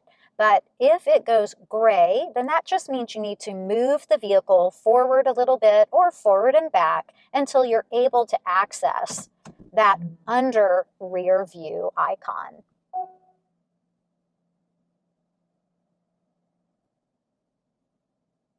Now we have in Drive our under rear view and the side views on both sides of the LX. This would be in the forward position. Right now it looks like we're driving over a black surface. That's just because there's not enough images that it could stitch together because we're doing this inside the shop. Notice that it's grayed out again. We've been sitting still a little too long. So you would just move the vehicle a bit and then you'll see the icon be accessible. Shifting into Drive, and we're currently on that under the vehicle see-through mode for the front of the vehicle. So these are our front wheels. If we start to drive, it looks like we can see through the bottom of the LX. It's just stitching images together, but that's our front view. If we would like to access the rear undercarriage view, we need to select that icon. And then we're able to look underneath. It's common. Sometimes you may see black rectangle sections. That just means that there weren't images to stitch together at that time. Now I am backing up, so I may want to clear out of that since I know I am coming up against a wall. It would continue to beep at me if necessary. I'll show you how that works. So that's what it looks like if you're getting a parking sensor warning while you're in the rear undercarriage view. Just click to zoom in or back out on that main central image. You can also do that moving forward. So in the undercarriage view, moving forward, we could click to zoom in or out. In reverse, we have a number of different backup camera views for the multi-terrain select monitor. Just click to select the view that you prefer. Coming down to that rear undercarriage view, press the arrow to go back, and then you can make the customizations to the backup camera lines for multi-terrain select. Notice that you can customize the backup camera lines for multi-terrain select view and the drive mode backup camera view independently of one another. Turning off multi-terrain select, vehicle levels out to the normal drive height, and our monitor goes back to our normal drive mode view. Coming down on the right-hand side, you have a USB-C port for charging and a USB-A port for charging and data if you would like to plug in for tethered Apple CarPlay or Android Auto. And on the left-hand side, you have a 12-volt accessory charger. An optional wireless charger. Just place your compatible phone on the charger, and as long as your phone and case are compatible, you'll see the charger engage. Taking a look at the buttons on the left-hand side, we have our electric automatic parking brake. When your emergency or parking brake is set to auto, so you go into park, it applies your parking brake. You'll see the word park in red on the left side of your dash. If you push down, parking brake unable to disengage, press brake and push parking brake switch to release. That means if you want to disable the emergency parking brake while the vehicle is in park, rather than shift into gear to turn it off, you need to apply the foot brake, then press the emergency parking brake button down. You'll see the word park turn off. To turn it back on, lift up on the parking brake button. You'll see the word park turn back on, and if you pull up and hold, it will reactivate the shift interlock function. When the shift interlock is activated, that will link your emergency parking brake with the shift position to park. So you go into park, it applies your parking brake. You come out of park, it turns it off. Brake hold holds the foot brake for you. With your seatbelt on, press the hold button and you turn brake hold on. You'll see the word hold in green on the right-hand side. In drive, when you've come to a stop and you've applied the brake, when the word hold in gold lights up on the left-hand side, you can remove your foot from the brake and the system will hold it in place for you. If you receive a message that the time has elapsed for the vehicle to continue to hold the foot brake for you, go ahead and reapply the brake. When you're ready to drive, just apply the accelerator and it will disengage until you've come to a complete stop again. Hold in gold on the left, you can release the foot brake. Just press the hold button to turn the feature back off. To engage the center differential locking button, press the button. You'll hear the mechanism lock and you'll see the light flash until it's locked and then it will show solid. To turn off the center differential lock, just press the button again. Press the traction control off button to turn the feature off or on. When you've turned off traction control, you'll have a traction control turned off message on the dash. This is important to know about if you are going to go off-roading and you need to allow the wheels to slip. Traction control is designed to prevent wheel slippage, but under certain off-roading conditions, you may prefer to have more wheel slip to navigate the terrain. Just press again to turn traction control back on. Coming over to the center console that can be opened from the driver's side, the front passenger side, and even the second row. We have a cool box that you can turn on. You'll hear the fan. It's not a refrigerator, it is a cool box, and it operates off of the air conditioning system in the vehicle. So it won't operate when the car is turned off. So keep that in mind when you're putting items inside. It does have a removable small top tray and a very deep storage area. Very deep, like deep. Wowzers. The small little cubby can slide back and forth, and it has felted edges so that it doesn't scratch the exterior surface. Thank you so much for stopping by the Lexus Virtual Classroom today. I know there's a ton of information on this Lexus LX. Hopefully this answered all of your questions and then some. If you have more questions about your Lexus, please feel free to leave a comment below and I'll be happy to get back to you. Thanks again for stopping by. We'll see you next time. Second row headrests are adjusted manually. Locate the latch underneath, woo, and they'll come right off.